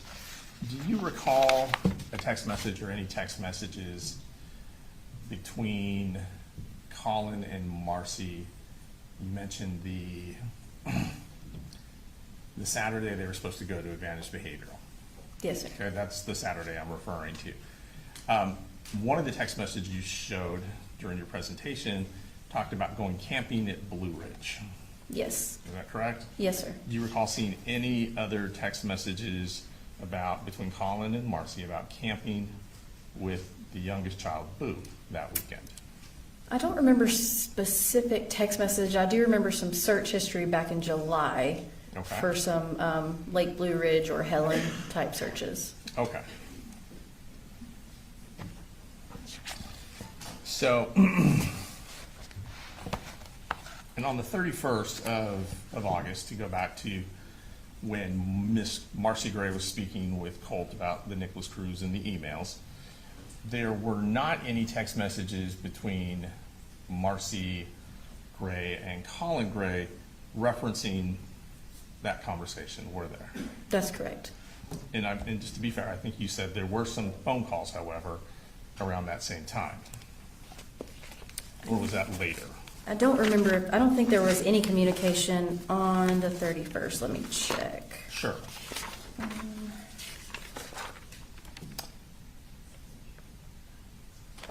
She did send a text that morning Okay. about coming up, and then there was a phone call, and then that was the rest of the communication. There was no communication after that. Okay, gotcha, thank you. And on the 29th, that's when Marcy had done, so 2 days before that conversation with Colt, that's when Marcy had done all those searches in regards to Ethan Crumbly, school shooters, safe gun laws, things like that. Yes, sir. That was in her search history on that date. And that was the date that there were several, 1, 2, 3, 4, at least 6 phone calls between Colin Gray and Marcy. Yes, sir. Is that right? The longest one being, let me make sure. It looks like, and that was up pretty quickly, but it looks like one was about 30 seconds, one was about 8 minutes, one was about 4 minutes, one was about 5 minutes, and then the last one was about 1 minute.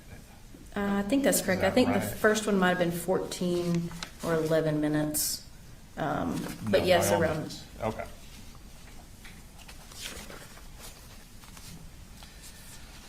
And then the next day would have been the 30th. That would have been a school holiday. Yes, sir. Is that correct? And that was a Friday, and then the following Monday would have been a school holiday as well. Yes, sir. And then the second was the day that, sorry, the third was the day that Colt would have been back in school had he gone that day. Yes, sir. And I believe you said there was a text message from Colin, correct me if I'm wrong, asking Colt why he wasn't at school that day. Or did Colt text him and say he was sick or there was some reason he could not go?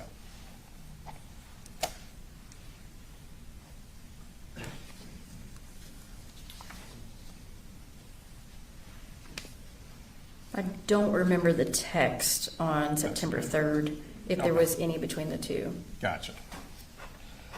Now, when you were showing some of the photos, you referred to the files as being modified. Yes, sir. Is that right? And so a modified file may not have the date that the photo was actually created. That's correct. And it looks like you're able, in some of the instances where his hair had been dyed, Colton, for example, if you know the date the hair was dyed, then you can at least give us a range from, it wouldn't have been before that date, obviously, to the date that it was actually modified. That's correct. That's how you're kind of coming up with a range for some of those? Yes, sir. Okay.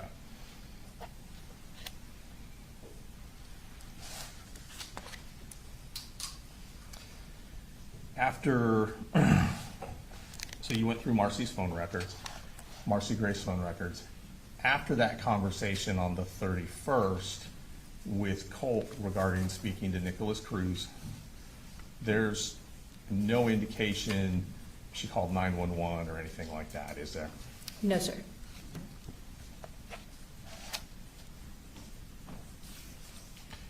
After those searches on the 29th of August that she did on her phone regarding school shooters in the Crumbly, there's no indication she called 911, is there? No, sir.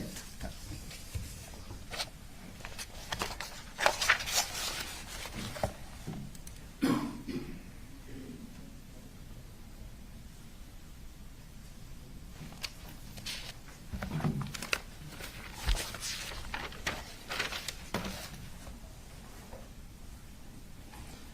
you were able to go over the school records for the other children, Coley Jr., Coley and Jenny, is that correct? Yes, sir. And I believe you mentioned that the youngest one, Coley, sounds like was taken to school based on the Google records by Mr. Gray. That's correct, yes. And he only had one absence. Yes, sir. That first semester, correct? Yes, sir. And then it sounds like from the records, his daughter Jenny, who would have gotten on the bus by herself, had 2 absences Yes, sir. For the month of August. for the month of August. Yes, thank you.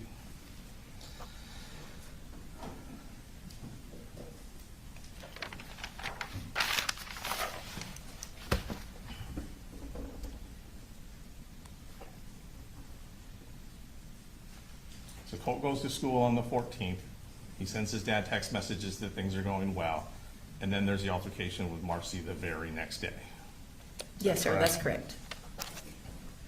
And then the 16th, Colt does not go back to school. That's correct. In fact, he doesn't go back to school for several days after that altercation, does he? I think the next day was the 19th that he The did go to 19th. school. Okay.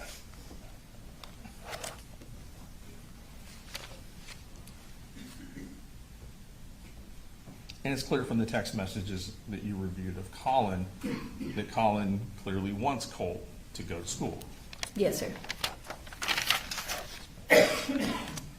It's just as clear from the text messages that Colt does not want to go to school. That's correct.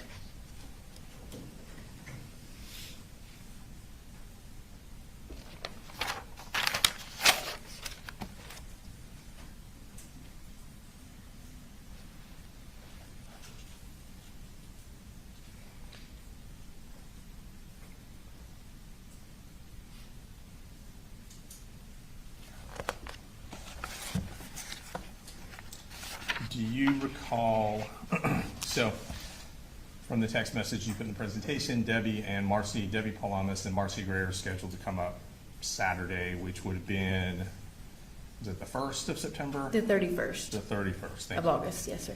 31st of August. And obviously that does not happen. Is that That's correct. And from your investigation, and this may have been part of someone else's investigation, so just let me know. Are you aware of a meeting between Debbie Palamas and Lisa Butler prior to that Saturday? Yes, sir.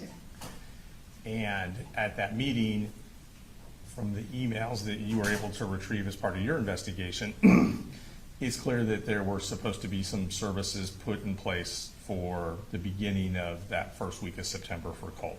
Yes, sir. And that would have been at Apalachee High School. Yes, sir. And there were some, would have been, the earliest it could happen would have been the 3rd.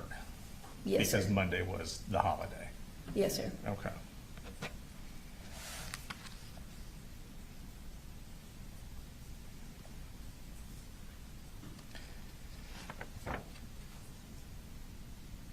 All right, 1 second, sir.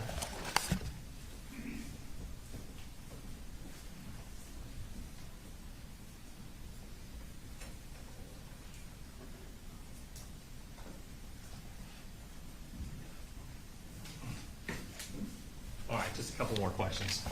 I know you've been up here all day.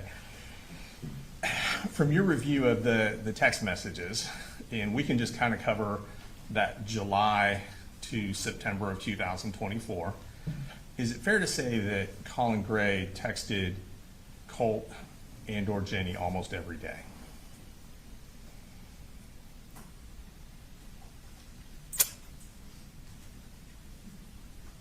I don't know that I would say almost every day, but he did text them frequently.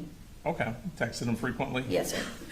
And did those text messages from Colin to the kids, were there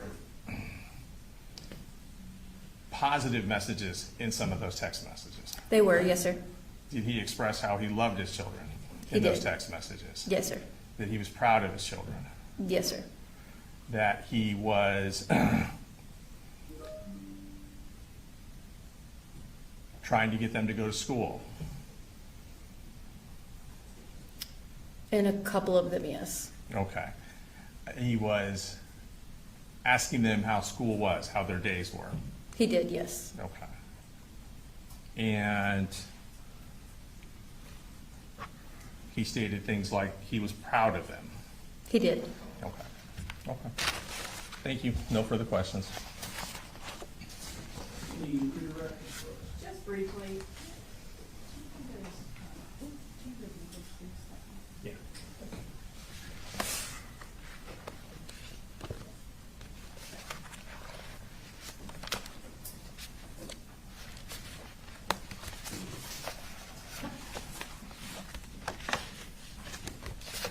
In one of these folders. Go right ahead.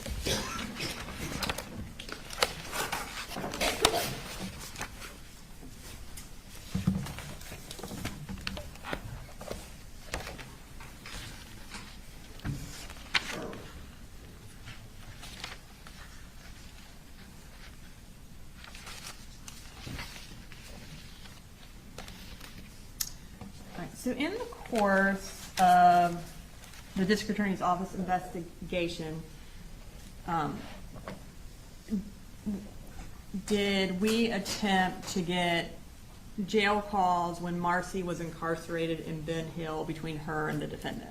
We did. Okay, and were we able to get those calls between the two of them? We were not. But in order for the defendant to be able to talk to Marcy while she was in Ben Hill, would he have had some sort of account set up? Yes, I think through Ben Hill it was called JPay. Okay. Do they? I'm going to object. I believe this to be outside the scope of the cross-examination. It goes directly to the Nicholas Cruz text messages. I obviously don't know what its content you'll need to approach or. Yes. All right.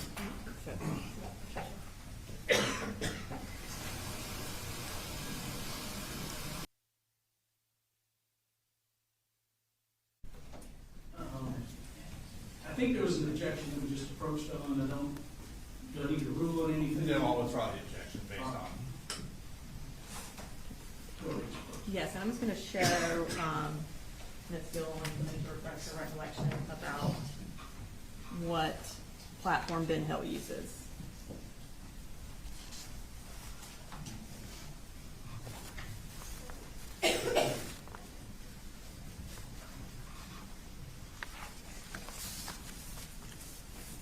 Does Ben Hill also use Securus? It does use Securus. Okay. So, in order to, Mr. Hobbs was talking to you about text messages between Colt and Marcy related to him setting up a Securus account to talk to Nick Cruz. How, in order to set up a Securus account, do you have to, or what do you have to have? So you have to create an account with a name, an email, phone number, and then if you want to add money to make calls or send email, text messages, then you also have to upload a some sort of funds, so a credit or debit card. So when you upload funds, is that charged to that debit or credit card? It does, yes. Okay. And were there any corresponding charges on the defendant's debit card from Wells Fargo that had Securus, or that were paid to Securus? There was. Okay, and so was it in, I guess, related to the same time frame as Colt would have paid for talking to Nick Cruz? Yes, it was around 8/28 and 8/29. And does it show up on his Wells Fargo record as Securus? It does. Okay.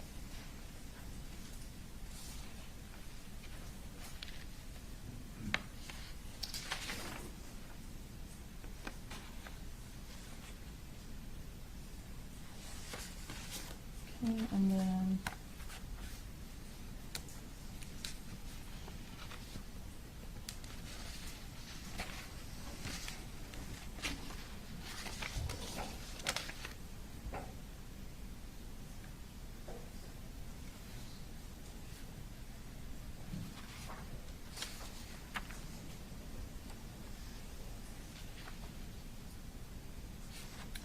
and then in relation to those Nick Cruz text messages, on that same day, on August 31st, does Marcy also bring up the fact that she wanted to come visit Colt in order to maybe take him to Advantage? She did. Okay, and was that after, kind of in the same time frame, but after the text message Mr. Hobbs brought up? It was, yes. All right, thank you. Nothing further. Can you recall? Just briefly, in those text messages between Marcy and Colt regarding this Securus account, doesn't Colt indicate that he lied about his age in order to create the account? He did. And didn't he acknowledge the fact that he deceived his father to get money to buy a video game, which he instead used for Securus? He did. Thank you. She's come down? State has no further questions.